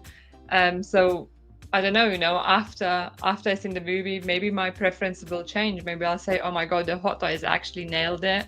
The Hot Toys actually is better at so many aspects. Maybe I'll stay with Inart, but at the moment, for me, the likeness wins over, and I would go with Inart. Yeah. Gotcha. What do you think, Dave? X-Men Supreme? I think there are so many options that we have currently, a headache thinking about it, and that are about to, because as soon as they finally put up their Christopher Reeve, then that's the one that I want. But like if you're talking about, if you want just Superman, like if you're talking about who looks the most like Superman, then it's Henry Cavill. Just as a person as he is, he looks like Superman more than anybody else. But if you want the guy who embodies Superman, well, that's Christopher Reeve. This guy, I feel like, well, I don't feel like anything because we haven't seen him in action yet. But he looks closer to Superman suit-wise than Cavill does. Because I've been thinking about getting that Cavill from Inart because it's a great looking figure. But then I'll look at this and I'm like, well, this looks more like Superman though. This suit looks more like Superman. And it's a shame. I don't know, man. Like, I feel like when you're talking about just these two figures, somewhere in the middle lies the perfect version of the Superman in figure form. Yeah. Like the Inart needs to, dial up the saturation a little bit. Yeah. Hot Toys could probably dial it down a little bit. If I'm being honest, it looks radioactive. He could bulk down a little from the Hot Toys side, from Inart side. He looks about like he might be a little bit bigger still, even. I don't know. He looks so skinny sometimes in the trailers, but he's still blocky, so they got that down. I think trunks look better on the Hot Toy. Yeah, I mean, look at I know you. Were you look at that? Okay. But because it's weird because the Inart one looks more squared up and looks less like it's a little weird. It's almost like an older version of Superman's trunks. Either way, I think both are pretty decent. But if I was going to get one, then I'd have to go with Inart just because he just looks better overall. Gotcha. Yeah, I think the going back to like the body proportions and the arm size, I think it's just based on this, it seems like they're about the same, but I think what's making it bigger on the Hot Toys is that, again, because I think it looks like his suit is more form-fitting. Even you can see on his torso, it kind of hugs his body more, whereas like on the Inart here, it looks like there's like some slack. It's not as tight, right? So I don't know. Maybe again, that's just probably lighting in the angle, but maybe that's what's making his biceps look bigger here. So yeah, I don't know. It's it's kind of hard to tell with just these photos. But another thing to consider also, deciding on which one to go with is for those of you who are completionists or want companion pieces, right? Which company is going to do other figures from the movie, right? So is it going to be Hot Toys or Inart? I know Inart so far, other than Harry Potter, I don't think they've done any other companion pieces. I'm trying to think. Oh, Lord of the Rings, yeah, that one too. So Lord of the Rings, Harry Potter, they've have multiple figures. And I know there's some others like Heath Ledger Joker. I think that's the only one that they've done from the Dark Knight trilogy, right? I know they have others on the way, but they haven't announced them yet. So if that's something that you're thinking about, right? Who else is going to make other figures from this movie specifically? If that is your thing, if that's going to bother you, and then some of you may like, I don't care. I'm good with Superman. Then in that case, you're probably easier decision for you, right? You shouldn't narrow down your decision from there. But just something to keep in mind, consider. I know Hot Toys also is not known for completing lines either or doing multiple figures, but if you're comparing Hot Toys and Inart, which one is most likely to do other figures from the movie, I would think it would be Hot Toys, but maybe Hot Toys, I could be wrong. It could be the other way around. It's just only time will tell, but just something to think about. But yeah, overall, like you guys are saying, you can't go wrong. Again, they have their strengths and weaknesses. It's good to have options whether you're looking for one thing or another, so one of these companies is going to have it for you. So any other thoughts in general? Go ahead. I just think at this point it's just like a nitpicking, because like you have two competitors. So like if you get just one of them, what happened at Hot Toys, everyone was like hyped, everyone was excited, everyone loved it, and it looked amazing. And then Inart dropped days, and everyone was like, "Oh no, I already pre-ordered Hot Toys. What did I do?" And things like that. So at this point, we are kind of spoiled because we haven't even seen the movie, and we already have two solid choices.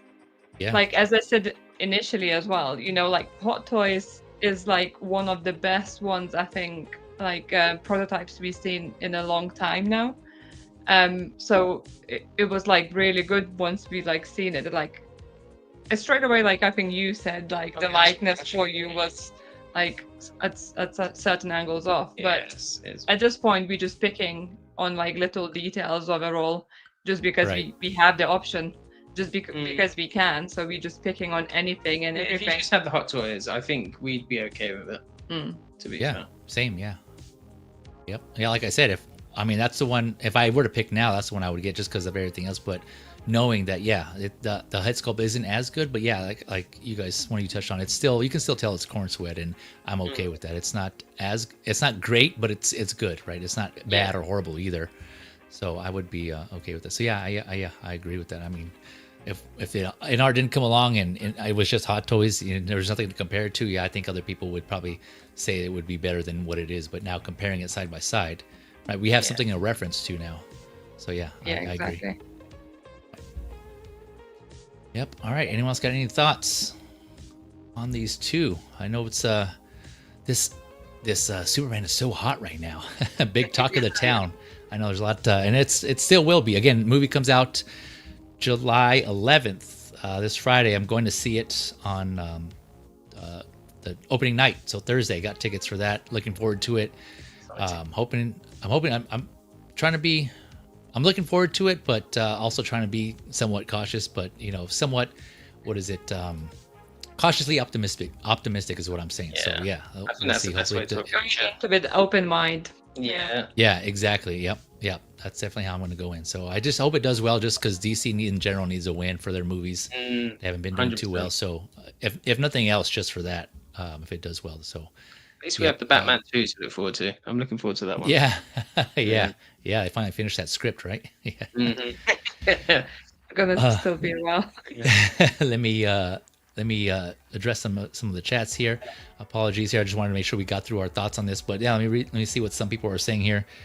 Ash Chase saying Inart made the suit color like Cavill, which is wrong because it's not that Superman in the looks. Yeah, that's true. It looks too fat. I'll talk about that. Phil LeBurn saying I love the closed eye look. Makes it look like he's recharging in the sunlight, or he looks defeated, or even used to look like he's about to fly. Yeah, that's kind of an interesting take on that, right? Because like we were thinking, well, what can you do with a closed eye? head sculpt, but like what Jim was mentioning, there could be some potential as a photographer, and then some examples are just what Fieldburn mentioned right now, right? Kind of, yeah. Yeah. Some people mentioned like he's about to fly and look up, or maybe there's again scene specific. There's probably a scene where I imagine, I'm like predicting that he would go up into outer space, and he's just like absorbing like the sun's rays. He has his eyes closed, and he's just like feeling the warmth and the heat of the sun, and just kind of recharging. That's what I imagine that face sculpt would be used for. Yeah, I can see that. Look. Yeah, I can see that. But like that would be the recharging. And then he goes Super Saiyan, and his lines light up on his suit. All right, he goes neon tech. Yeah. Blur Dad saying I got to see the movie on Tuesday, so I'll make my decision then. I just wish Inart went a bit more vibrant on the colors. Yeah, I agree with you on that. I think X-Men said as much as well. I agree that they're a little too muted for my taste, but it's awesome. Change it. Yeah. And again, these are prototypes. If enough collectors speak up, and if it bothers you that much, feel free. Yeah, of course, speak your mind. Let Inart Hot Toys know what you think they should improve, and Inart definitely seems to be receptive to that feedback. I know they made some corrections before on their figures, so it could be done this as well, including that base. If you think that base should be bigger, let them know. Yeah, we got Chavez in the house. What up, Chavez? Thank you for coming through. Saying just got here, but Inart definitely has that ideal classic color you definitely want for the original Superman. Yeah. I think I don't think you're the only one who thinks that. Someone else just mentioned that as well earlier. I think it was Ash Chase. Yeah, the suit color. Oh no, it's not that. He looks. Oh no, he's saying the opposite for the Inart one. Let's see here. Where are we at? I Invention says, wait, what is Superman supposed to look like? Yeah. I guess that goes. Yeah, it's like, what is a good Superman supposed to look like? I guess that's up to each and every collector, right? Cop out answer. Yeah. Your mind's eye version of what Superman should be. That's the correct one. Pedro Pascal would be the perfect Superman. I don't know about that one. Yeah. Although I'm sure there's somebody out there who in their mind's eye. You'd have a mustache, though, wouldn't you? Yeah, like a mustache. I think he was actually in the running for Supergirl for a while. Oh, he's got range with the stash. Yeah, he still kept the stash. Yeah. I Invented saying Hot Toys, what you see is what you're going to get as far as Inart. They have time to tweak their version. Yeah. I think there's like little exception to Hot Toys. I think they rarely go back and fix, but I mean there are instances where they do improve some of their stuff. I know, like, probably, I mean, there's like a handful of times though I can say like they've done that. But yeah, I think Inart is usually more receptive to fan feedback there. We got Local Lou in the house. What's poppin', people? Says Local Lou. Thanks for coming through, Lou. He says, I think Inart is overhyped. Hands down, Crypto is better in Inart's and skin tone, but the colors on Hot Toys is on point, and the S on the chest is better. This is a mixed bag. Yep. I think he's kind of basically agreeing with what we're saying. There's like pros and cons to each one. So pick your poison. Pick your Superman poison. Local Lucy, I'm waiting for Christopher Reeve's Inart because their original images were mixed as well. Okay, I can't remember. I think it's been a minute since I've seen those. I didn't go back. It's been a long time, yeah. It's been way too long. We need Reeve. Friggin', we're getting Linda Carter at some point from Jazz Inc. I need Reeve to go with her and Adam West. That's what I need. And Adam West, Julie Newmar, Catwoman. Oh yeah. Right. Yep, that one's coming through as well. Okay. All right, ladies and gentlemen, we got through all the figures for this one. It was suggested, shout out to S Beam, that I haven't. It's been a minute since I've done a Feezy's 20. Are you up for doing a round of Feezy's 20? Oh, how are you feeling, Jim and Vita? I know it's kind of late for you. It's up to you. Yeah, let's go. Yeah, let's do it. You sure? Okay. Yeah, you can have your Robbie in the room. It's been a minute. Yeah. I know last time you did it with Trimble Dust, I think, on the previous episode. So I think, I don't think this one, I try to pick one again that wouldn't be too difficult. Again, I don't want to, it's been a minute and I don't want to take up more time, but so basically panelists have to ask 20 yes or no questions. And it's basically 19 questions and then your final guess, right? You have to guess what it is eventually. One of your questions has to be, is it this figure? But you want to make sure it's correct, because if you guess wrong, then it's game over.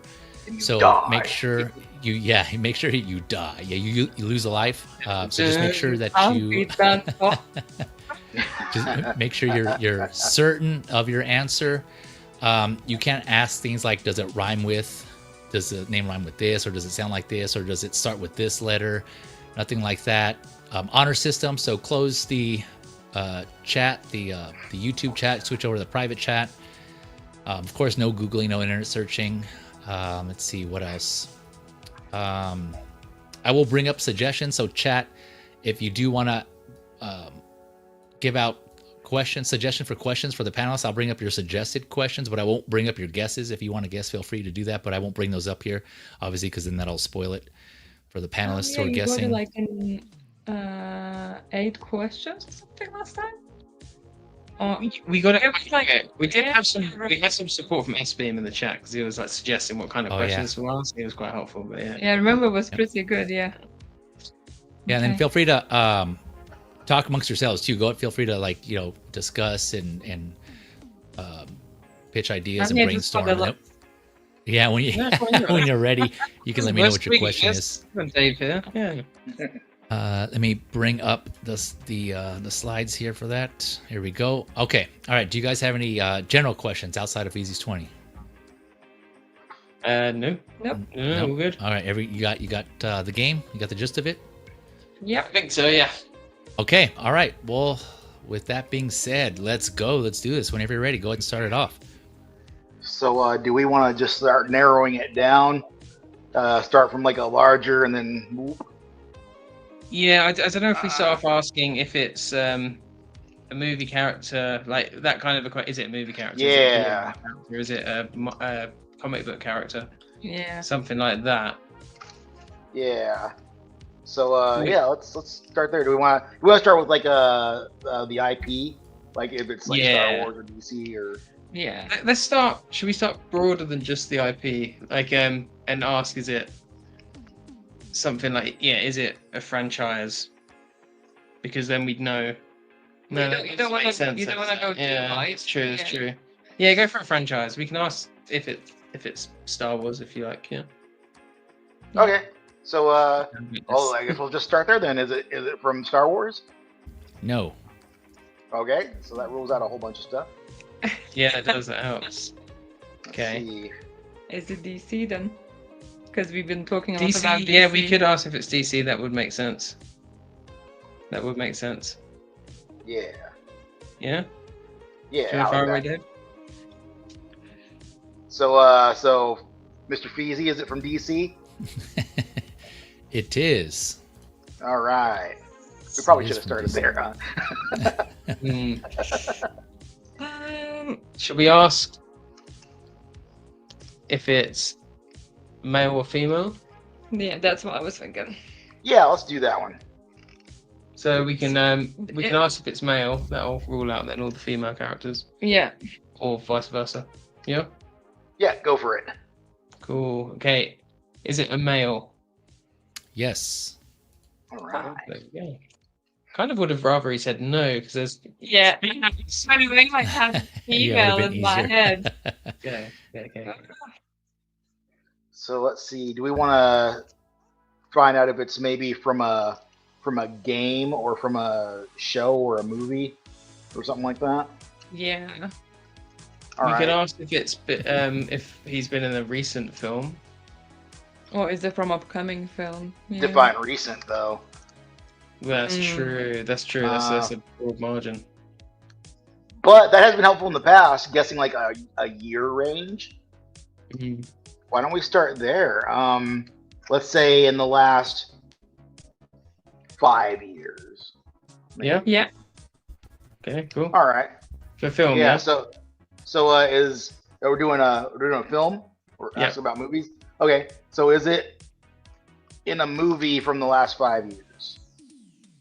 No. No. Ooh, interesting. Oh, you know what though? We don't know if it's in a movie at all. Yeah, I was just thinking that. See, we thought we were being smart, but nope. No, you dumb. Should we just ask that as our next question, just to rule that out? Okay, Yeah, so it's that's not the from a point. movie from the last 5 years. Maybe we should just straight up ask if it's from a movie at all. Yeah, yeah. Let's do that. Let's do that.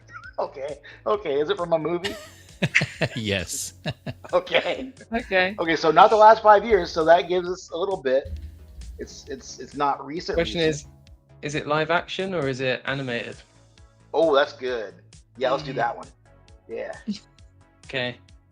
Is he in a? Oh, wait. Which way should we go? Should we ask if he's animated or if he's in a live action? Well, it doesn't matter because if it's Yeah. if it's not animated, then it's live action. Yeah. Yeah, but then that could still be any character, couldn't it? What? I just think Well, some yeah. DC characters have only been in the animated, not the live action. Oh, okay. I see where you're coming from. Okay. So if we That's ask if he's been true. in a live action Yeah. and he yeah. says no, then that easily rules out. Okay. And then we know it's not a main character, but a side character. Okay. Yeah, I see where you're getting from. Yeah? Yeah. Let's see. So maybe let's not worry about that. Let's see. Is he? The magic flute has nothing. Is he? I was waiting for that to work. Willy Wonka, yeah. Right, we got Ocarina of Time over here. Yeah. I think we just asked if he was in a live action film. Yeah, let's just do that. Yeah? It's one more thing knocked down. We got 50 questions, questions to go. So Yeah. yeah. Okay, is he in a live action film? Yes. Sweet. Okay. Okay, so that rules out some of the more obscure characters. So DC film, not in the last 5 years. What's happened in the last 5 years? Not a whole. I mean, the Snyderverse stuff all happened What's the before older that. films then? So you've got Joker. No, not Joker. So you've got Riddler, because he hasn't been in a live action film for a long time. Mr. Freeze hasn't been in a live action film for a long time. Penguin has, so it won't be that character. Poison Ivy. Oh no, it's a male, isn't it? Yeah. Well, What you got to other remember, male- it's not the last 5 years. So anything before that is fair play at this point. Yeah, that's what I'm Yeah. saying. Yeah, because it could be Mr. Freeze. It could be. I mean, it could be Robin. Oh no, Robin was in. How long ago was Dark Knight Rises? That was longer than 5 years, wasn't it? Oh Yeah, yeah, it could those be- were it's back gonna be in. Those Robin. were all like early 2000s. It could be Robin. Yeah, Yeah. it's 216 or Should we ask if they're a hero or villain? Oh yeah, that's good. Yeah. Yeah. Yeah. Okay. Let's do that. Are they a villain, Feezy?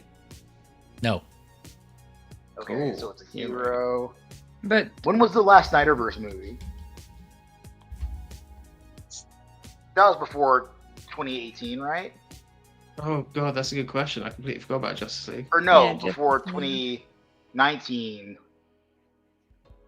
As Chase suggesting, what 2020, about has he 2025? been in more than one film? That's a a good suggestion question. there. S-Beam was also thinking hero, villain. You guys asked that. And then S-Beam, yeah. I don't think I clarified this, but yes, it's a Hot Toys released figure. Oh So shit! Yeah, I it's forgot already that. a figure that Hot Toys already released. I forgot to mention that earlier. My bad. But yeah, thanks, Beam, for pointing that out. Now I'm thinking, Dave's onto something with talking about Snyderverse because Aquaman, Cyborg, Yeah. Flash. There's a Flash, lot from yeah. there. So let's ask that then. Yeah. yeah. All right. So yeah, is he from the Snyderverse? No. No. Okay. That rules out. Live action, not Snyderverse. So we're going before then because there's nothing else after that in that time frame.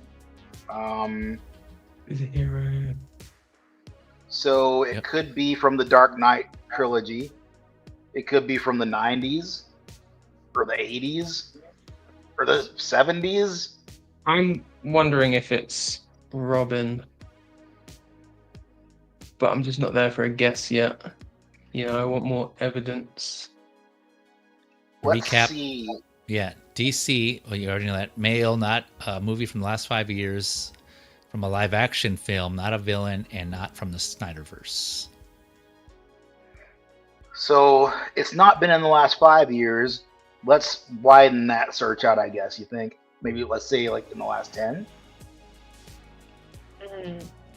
So what? So he's a hero. He's not in Snyderverse, so he's an older character. What like DC heroes that Hot Toys has done that have been in films? So obviously Hot Toys have done a Robin. They've done what other DC films have we had? Well, they've done all the Dark Knight stuff. They did like several of Batman. They did Commissioner Gordon. They did what's his name? The friggin' rookie from Dark Knight Rises. They did him. They did. Can we call Catwoman a hero? It's a male though. Yeah. Oh, that's right. Yeah, she doesn't matter. All right, so it could be Robin. It could be Gordon. It could be Robin. What about from non-Batman? What about like Superman? Superman, Christopher Reeve. They did that. But he's also in a film in the last, like that character's in a film in the last 10 years. So I don't think it's Superman. Yeah, but we don't know. No, that's from the 70s and 80s. So he's in play. It's not from last 5 years. Yeah, but there's been did we say 5 years? Yes, we did. Yeah. So it could be Superman. I feel like Superman's on the nose because we were just talking about that. But that's But why that could be Feezy's trick. Yeah, exactly. That's why it's the perfect disguise. We could ask if it's from like the 90s.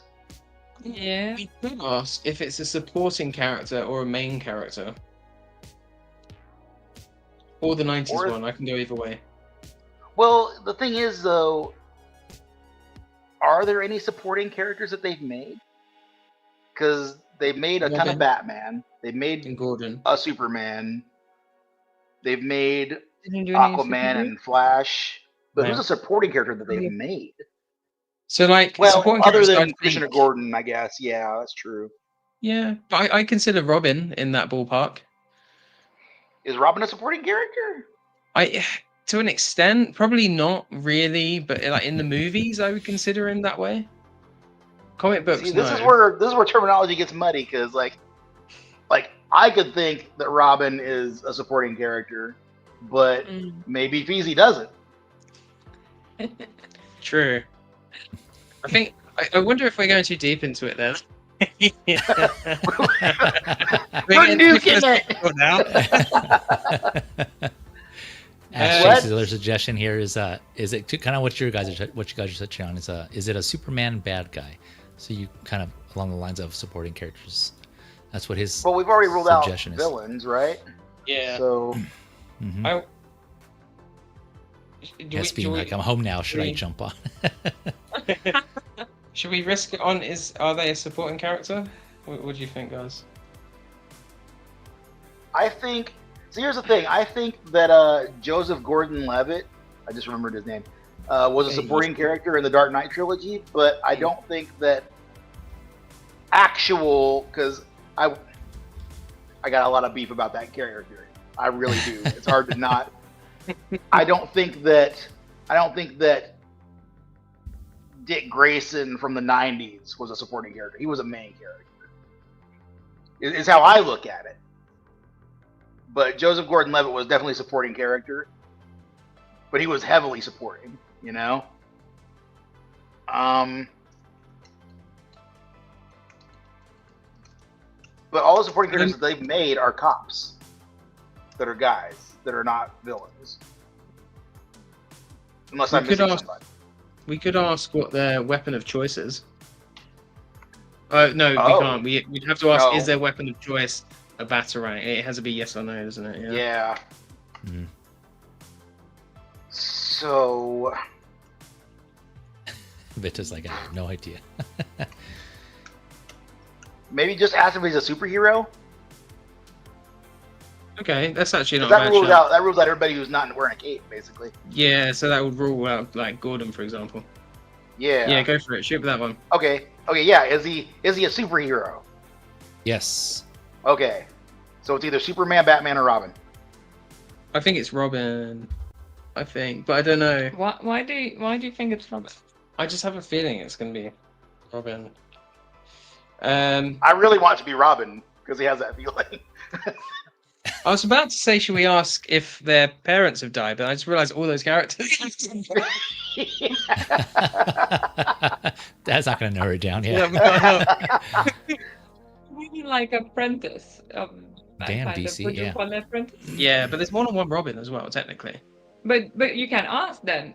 Is the apprentice of the main character? Oh, that's because that would rule out Robin. That's not a bad shout. But that's the only apprentice is Robin, though.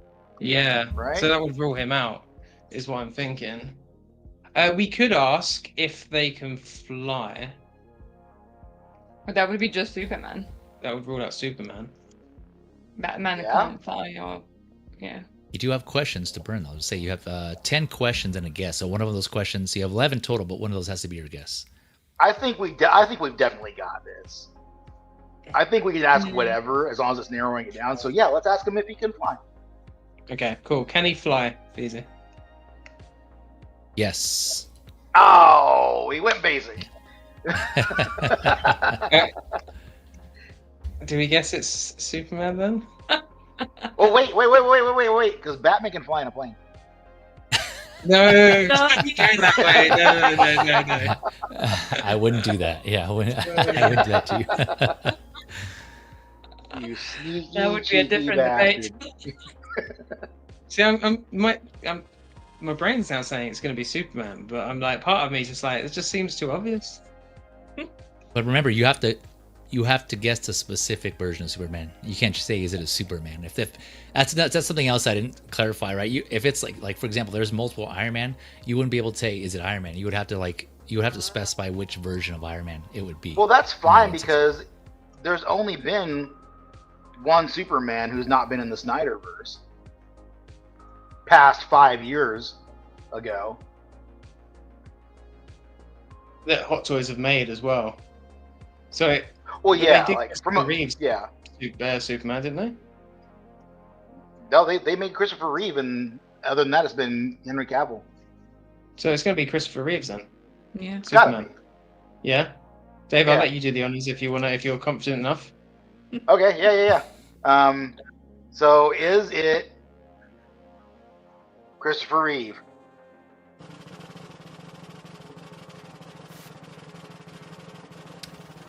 Of course it is. Well, Bam! It is. Yeah, it is Christopher Reeve Superman. Yeah, you got it. There it is. Hot look at that Toys. suit. That's a Superman suit right there. MMS 152 released 2011, but it's based on the 1978 Superman film. And yeah, so there is this version. Apparently, I didn't realize until I was doing some research. There's a evil Superman version, also Christopher Reeve. Really? That was from Superman. That was from Superman 3, though. Yeah, Hot Toys MMS 207. No kidding. Yeah, Did they not did. know Yeah, that. I didn't realize either until I was just looking up the photos. But I yeah, I'll pull didn't that know up they here in a did second. that. But yeah, so they have. Here's Christopher Reeve Superman, and I picked this one because, of course, yes, you're right, on the nose. We were talking about Superman, but if I were to get any Superman, I think it would be this. This is the one I would want to get first, before I get the Corn Sweat Superman, because I don't have any Superman in my collection. Well, it's 6 scale, I should say. So this is the one I would want for sure. The head sculpt's still pretty good as well. I was like, for such an old figure, it holds up all right. Imagine seeing a current one. He would look so Yeah, good. you know. Man, yeah. Going back to that technology, that we were talking about, like the improvements that Hot Toys has done, rolling eyes, there. better sculpted hair, kind of like you were also, we were touching on earlier, more simplistic suit, right? It's just that And this is a fabric, one great color. base. Yeah, It's like an right. extra, isn't it? Oh, it is a base, yeah, because they've got the 2 bases. Yeah, it's the base, Wow. Yeah. That's insane. Yep, and then the here is the evil one, 2013 Toy Fair exclusive from Superman 3, apparently. kidding. Oh. Yeah, which I don't even remember this in the movies at all. Superman 3. I don't remember what. Yeah, he was. Versions, a Toy Fair exclusive, like the Anakin, like Yeah, wasn't right, that a Toy Fair exclusive as well? yeah. Yeah, this is after. This is where he was sitting in the bar. Somehow he was drunk. I don't know, flicking peanuts at the bottles on the wall and melting the mirror with his heat vision, and then he flies off into the friggin' junkyard, and then somehow Clark Kent comes out of him, and they start choking each other. It was weird, man. Wow, really? I do not remember that at all. I need to go back. Yeah, and it watch was. this You know, you don't need to remember it, honestly. It's just... But yeah, no, you guys got there, and then also, correction, Hot Toys did do the Brandon Routh Superman from Superman Returns. Yeah, that was MMS. I remember seeing third parties. 50. No, they did. They did two versions. They did the a Clark Kent one. This was MMS 14. Yeah, let me bring this up real quick. Out of here. I did not. Right. Oh, that was. I'm glad we didn't know that because that would have thrown me. Yeah, no kidding. Yeah. Early. What? I don't remember this film at all. Yeah, This is just a derivative of Christopher Reeve. Yeah. Say what? Yeah. Yeah, I completely forgot about that one too. What? But no, yeah. Congrats again to you all there. You guys got it. Oh, and real quick, we got better late than never. S-Beam in the house. Yeah. Sorry. You just came in there towards the end. Oh, yeah. Yep, they got there. Yep, you got some support from S-Beam. Like you said, you all got it. You got it. Yep. Nice. Shows up for the win. Yeah, shows up for the win. You can Friggin' technically add it to your Groot. resume now. Yeah, Groot, yeah. Yeah, but thank you all again to panelists for saying as long as you did. Oh, I'm hearing an echo. I don't know who's that. Let me see here. Here you go. Testing. Okay, yeah, there it goes. Gone. Yeah. No, appreciate you all, and especially Jim and Vita for staying up late. I know it's late here on your end, so real quick, anything you want to plug? Anything you want to mention before you jump off? No, nothing drastic. Check out our Instagrams for our figure photography, and I couldn't say that word. And hopefully, I'll get the Inart June in soon as well, and I'll do an unboxing on my YouTube for that as well. Okay, nice. Yeah, like I mentioned, I'll Go I'll have their links in the description below, both to their Instagrams and then to, of course, Jim Collector's YouTube channel. So again, be sure to check out their content and show them some love if you like what they're doing. Thank you both again. Vita, anything you want to promote or plug, or anything you want to shout out? Just like some of my photos, guys, because my reach is so bad. Come on. Come on, yeah. Yeah, the Instagram algorithm, man. Yeah, give yourself more credit. Yeah, she does. Yes, they're both doing good work out there. So yeah, go show us some support. Again, if you like what they're doing. But thank you both for coming through and staying as long as you did. I know this was a long one, but I appreciate you. Anytime you guys are able to. Yeah, for sure. Anytime you guys are able to, you're always welcome back. X-Man Supreme. Anything you want to plug? Anything going on you want to mention? I'm gonna be over with Geo in a few hours. Oh, that's right. For Figure Talk, we'll be doing that. Other than that, nope. Nope. All right. Whenever, yeah, and of course, you're always welcome here. So I know whenever you're traveling, man. So whenever you have time, of course, you'll catch X-Men Supreme on the different various streams, including this one, multiple Feezy figure streams. But thanks again, X-Men. Appreciate you jumping on later on here in the stream. And real quick, let me shout out. We got Triple G Comics in the house. What is up? Thank you for coming through. I appreciate you. It's a kind of rare occasion, a rare sight, but I appreciate you coming through, Peter. He's also a fellow collector in the UK. Yeah, it says cool, a fellow UK 1/6 collector. I'll check you out. There you go. You get some support. Nice. Yeah, thanks for that, Triple G. And if you haven't already, name implies Triple G Comics. He also has streams where he discusses comics, multiple different streams actually, just on his channel, but comics, pop culture, TV, entertainment media, and of course figures. He's also a multiple scale collector. So yeah, be sure to check him out also if you're into any of that stuff, and show him some love as well. But thanks for coming through, Peter. Appreciate it. Okay, and then last but not least, sorry, Beamy missed out on the Feezy's 20, but thank you for coming through. Anything you want to plug before we jump off? The mic working? Is work? Yes, it is. Yep. No, just hit that like button. Everybody in the chat, hit that like button for Feezy. Yeah, I too will be over on Geo's channel in a few hours, so look forward to that. And yeah, must collect all cool Iron Mans, by the way. Oh yeah, fellow Iron Man collector here. Yeah, are you getting that stealth one, Beam? I'm gonna try. We'll see what happens. Try, it is limited, so we'll see what happens. Yep. Yep, for sure. All right, ladies and gentlemen, well, that's been it. As far as for me, I know I need to do another figure lowdown, so be on the lookout for that. Of course, subscribe to get those notifications. If not, check out my Instagram, my Facebook, and I'll post on there when I'll do the next stream. But I appreciate the support, and as a reminder, like Beam said, if you found this entertaining, informative, don't forget to hit that like button. Very much appreciated. Either way, even if you don't or you forget, I appreciate your time just for watching and tuning in. Your time is always appreciated. So thank you. And with that, enjoy the rest of your week. Enjoy Superman if you're going to watch it. Hopefully, it turns out as hopefully it's a win, like I said. But I'll be seeing it and we'll be checking it, discussing it later. But yes, be safe out there. And remember, it's your hobby. Don't let anyone take that away from you. Enjoy it. Enjoy any hobby that you love. Enjoy your collection, your hobbies in any form. Photography. Right, building dioramas, any aspect of it. Yeah. With that, I'll catch you guys later. Thanks all. Have a good one.